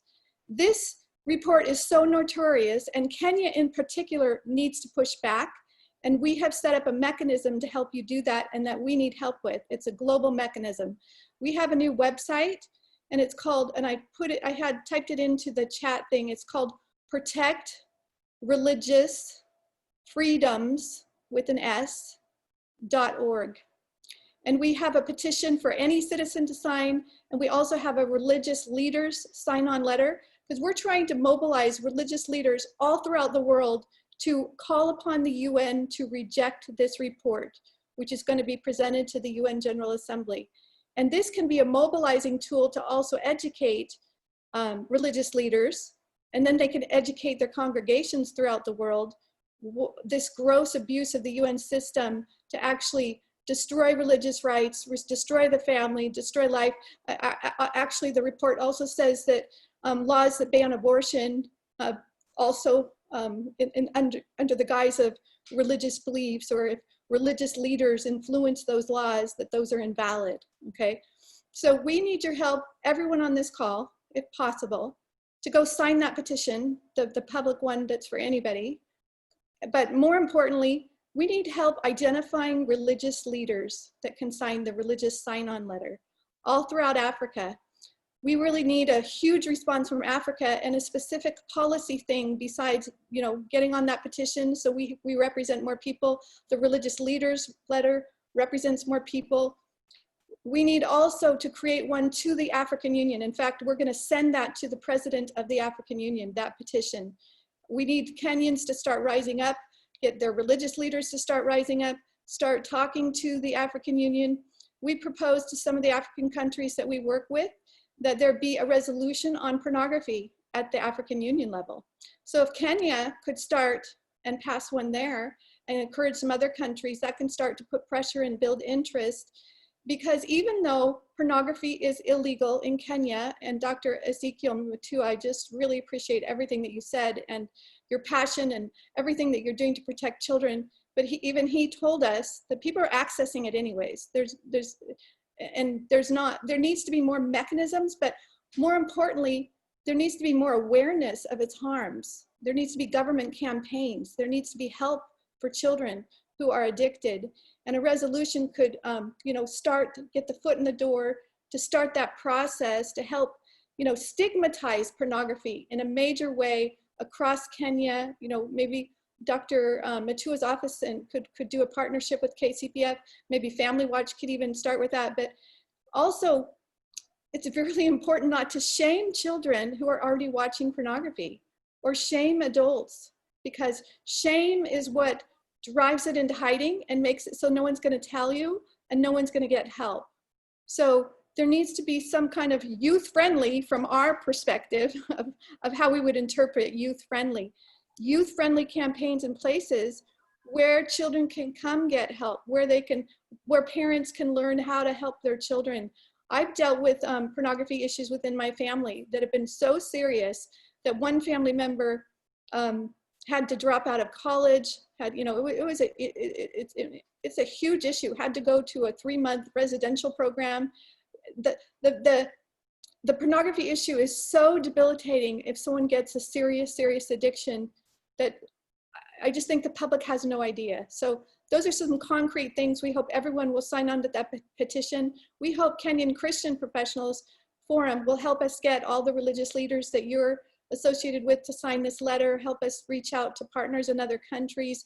We want to show the strongest showing from Africa, especially because this will go to the African Union. There's just so many things that we could do and we could talk about, but I know we've run out of time. So thank you, Vincent. Oh, wow. You can imagine we are already 23 minutes even past the time, and there's a lot that needs to be said and done. One of the things, Sharon, Dr. Mutua, Martin, is that since this is an ongoing conversation, we do not have a problem repeating such a session. That's number one, just to continue with the engagement. I have noticed Mr. and Mrs. Macklon Clark, they're joining us from South Africa, Cape Town. This is, you can see it's an issue that is beyond Kenya. So we are ready to, if people attending the call feel that we need more time, we are happy to repeat this so that we can continue with this conversation. Because the petition you've shared, Sharon, I'm happy we're going to take it up together with the declaration for Parliament. Dr. Mutua, I think, as you said, if there are submissions that are required for us to support your presentations on Tuesday, as in those practical steps that are very important, that we can take it up. So Sharon, we will share the presentation, send the petition that you would want us to share, so that we can push against this. Dr. Mutua, I think if we can have a discussion and repeat this session, even if it's next week, because I've realized that it is important for us to push and continue sharing things that we can do. We are open to hosting it as early as next week so that we can continue. Martin has not even spoken because of network issues. Yet, we need to hear what TEVIRA is doing. How would we build synergies? So I would request, maybe like in closing, I'll give each one of you a minute each, and then I will invite my chairman, Charles Kanjama, who is also on the call, to close for us. And then we can put this conversation a comma and not even an end, because a lot can be done and there's a lot that needs to be said. So Martin, briefly, and Nyakundi in a minute.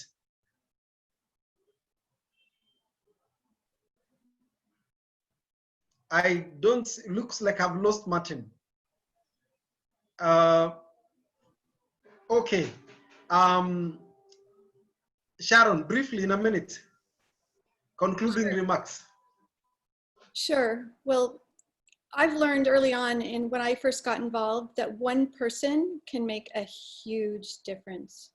If everyone on this call decides to put this to a matter of prayer and say, what can I do to protect children in my own family, in Kenya, in the African Union, in the world?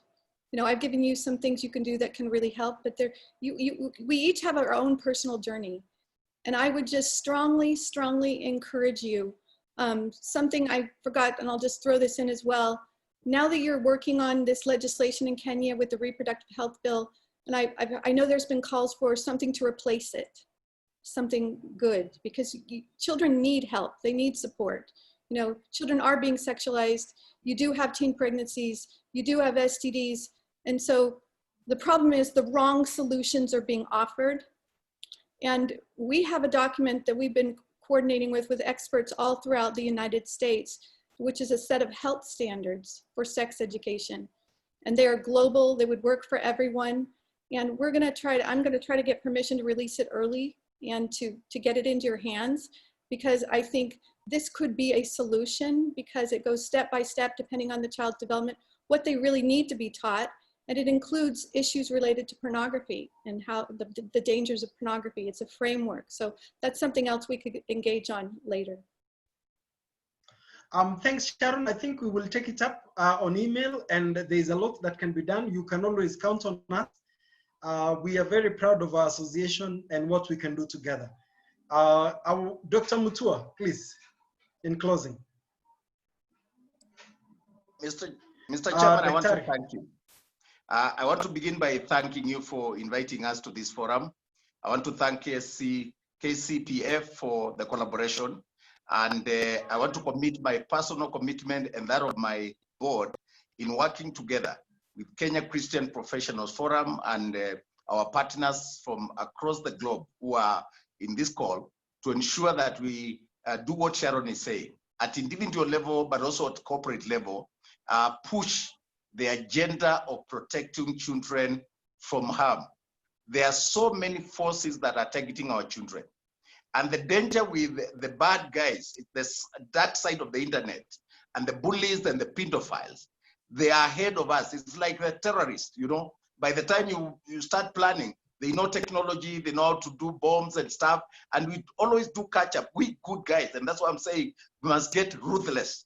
We must become practical, and we must not be ashamed of, like Martin Luther said, being maladjusted and looking awkward and out of place. Each one of us can make a difference. I think we are too big a force. God has used one individual in many situations to bring enormous change. Nelson Mandela, one individual with a voice and a vision and believing in himself, changed the history and the story of South Africa from antagonism to forgiveness and embracing one another. And I think there are many cases like those that we can quote in history, including our Lord and Savior, Jesus Christ. Let us all go on knowing that each one of us has been given the ability by God, placed where we are to bring change to our society. And the most important thing that we can care about is our source and the source of our children. If we commit to that, I think God is on our side. I can tell you the cases that we won as KFCB. I don't even know how we did against Kenya breweries. You know, the money and the lawyers they had hired.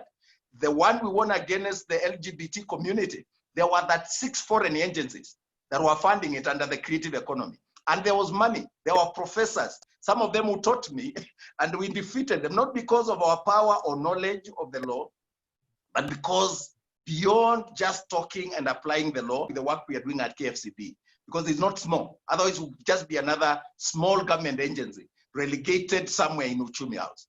But we have tried to make our case and create a national conversation. And we are very grateful, Mr. Chairman, that you could allow us even to come to this forum. I will agree to us having this regularly, including next week, and I will show up everything else to be available. for this forum, particularly if it is in the evening. And I want to commit my personal commitment to pray for you guys, each one of you. Sharon, you are amazing. I've heard about your stories. And I do get from an academic perspective, the definitions, the safe spaces, and the agenda. Those are things that can we discuss, and I'll try and send you an email because we need to carry that conversation further. Sometimes we do it strategically so that by the time we execute our agenda, we are safe from certain opposition. Like I've told you, out of your prayers, those of you prayed for us, even though you never submitted a memorandum, Mr. Chairman, we are seeing God's breakthrough for the amendment to CAP 222. I have been called by members of parliament who are saying, we will support you. We are going to rally behind KFCB. Members of parliament have never met. I went for one meeting and I found people I've never met, but they are standing in parliament and saying that we are going to stand with KFCB and Dr. Mutua to change the narrative and to bring sanity to the film industry and to the media. That is out of prayer and faith and collaboration. And Mr. Chairman, let's work together. I want to become a member of KCF. I offer to pay. I don't know where is the pay bill number. I want to become a member. We want to be practical. And I want to pay and pay for my colleagues who want to join as well. Thank you so much for the opportunity, and God bless you. Chairman, I really appreciate you and appreciate everybody in this call.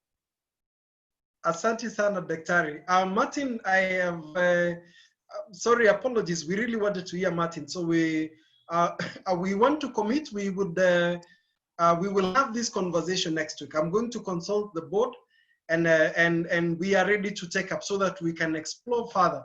Because you said something, all of you said that even elephants together with lions, all of the bigger ones come together to protect the young ones. If wild animals are doing this, what about we human beings whom God created in his own image? I think we have a high responsibility. I want to ask Charles Kanjama to say something briefly. I want to ask Reverend Odongo who has joined us from Eldoret, if he could prepare to close for us. I want to say this in closing. Dr. Mutua, Sharon Slater, our panelist, Martin, we are planning to establish county chapters so that this work can be done by professionals. When you go to Eldoret, they are able to take actions at the local level. So Reverend Odongo, we are coming to Eldoret, Nakuru, so that we can build an army. Sharon Slater, we are also in the process of establishing the African Christian Professionals Forum so as to rally the continent alongside these causes and engage the African Union, the courts. So we are doing our part. And I believe that Dr. Mutua, the way you're saying you are doing something at the continental level, we are building a partner that can rally around the work that will be done at the continental level. So we will keep you posted on this. I want to ask Charles. Charles, if you're there, if you can say something briefly, and then Reverend Odongo to close for us. Thanks so much. I appreciate the opportunity. And Charles Kanjama, kindly briefly. Okay, thank you, Vincent. I hope you can all hear me. Volume? Can you hear me, Vincent? Yes. Okay, very well, very well. So first of all, allow me to thank the panelists of today. It was an extremely engaging session. Martin, Sharon Slater, and of course, Dr. Ezekiel Mutua.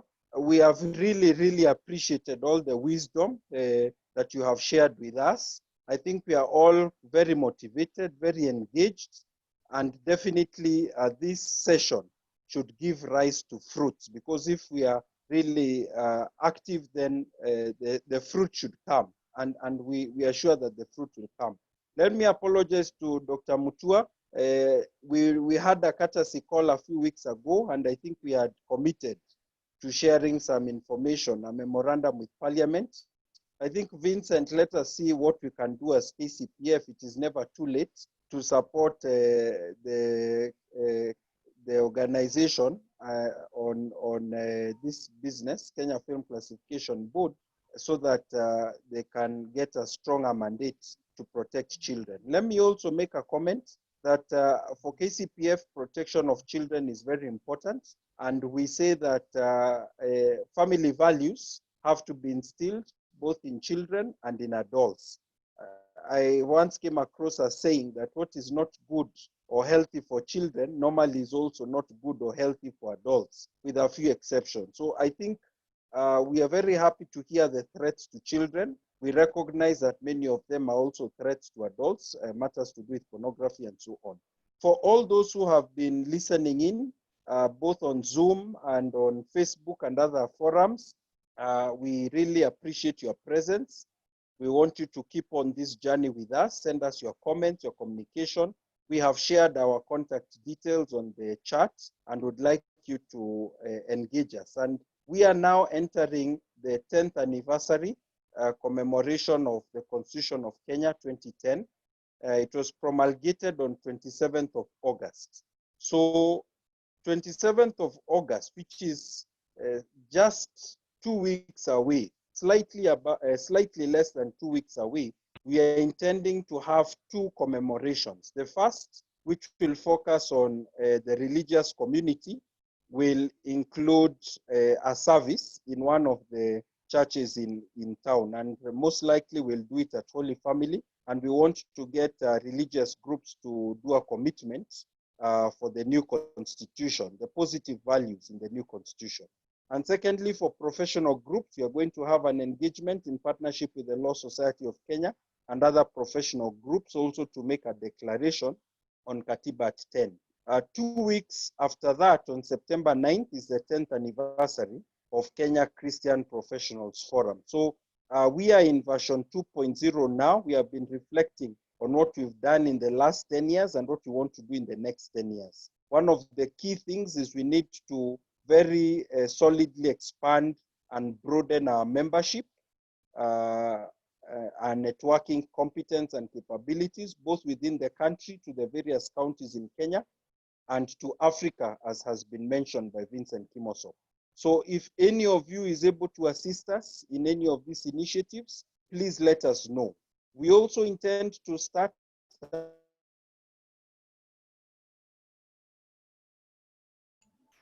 I've lost my chairman. KCPF life, family and faith process of collecting material. Hello, we lost.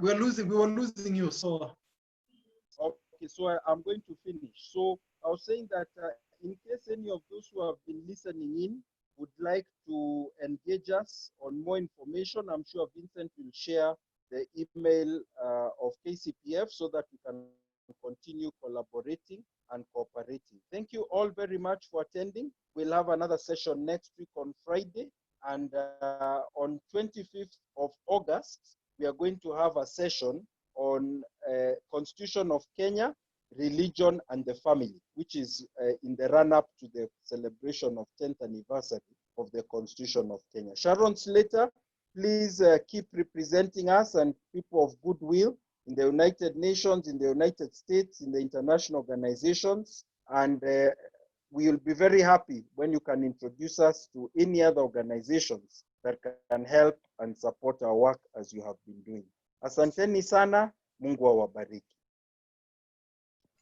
Okay, Reverend Odongo, if you could pray for us, Patrick, and then briefly, and then we can conclude.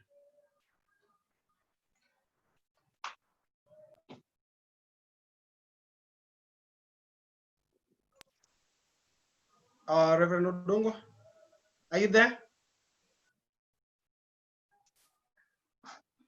Okay. Okay, great. Go ahead. Okay. Can you pray, please? Heavenly Father, I thank you for this, Father, Lord Jehovah, the Lord, have brought us in this meeting. I thank you, Lord, for the host. Jehovah, I thank you even for the participants from every part of this nation. Thank you, Jehovah, for Dr. Mutua being part of this discussion. Even Sister Sharon, my God of Father, Jehovah, I just thank you and bless you. Jehovah, I thank you for everything. Jehovah, I pray that, Lord, through this meeting as church leaders, We are going, God of Father Jehovah, to bring a change and a difference in the community, in our areas of service, oh my God of Father. Even Jehovah, as we plan to meet next week, we are praying, God of Father, of your might hand upon every plan, Jehovah. As I thank you for the chairman, I thank you for the host, oh my God. Even Jehovah, Lord Father, thank you for each and every person, oh my God of Father, participating in this meeting. We just bless and thank you, my God of Father, for this far. As we meditate upon this topic, oh my God, Jehovah, Lord Father, we are praying that you're going to help us, God of Father, have the wisdom to bring a change, oh my God of Father, by God in our communities. We just bless and thank you as I pray in the name of Jesus, our Lord and Savior. Amen. Amen. Amen. Amen. Thank you so much. God bless you. God bless you, our panelists. For Sharon, who is waking up, have a very good day. For those in Kenya who are about to go to their homes, please enjoy your supper time with your families and have a great weekend ahead. God bless you. Keep you and do good. Asanteni sana. Merci beaucoup.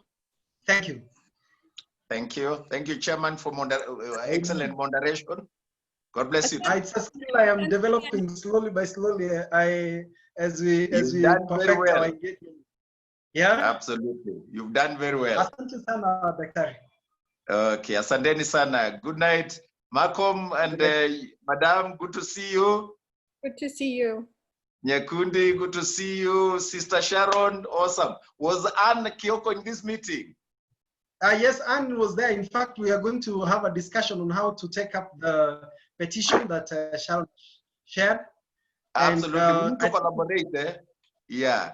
Mr. Yes. Chairman, I know you are close, but you know you need to identify the strikers in your team.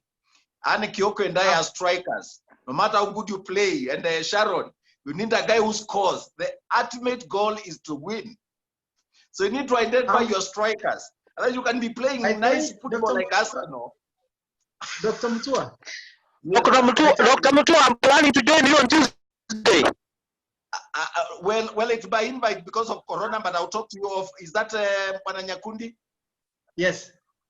Yes. I'll call you right away. We agree so that we manage the social distance, but I'll talk to you.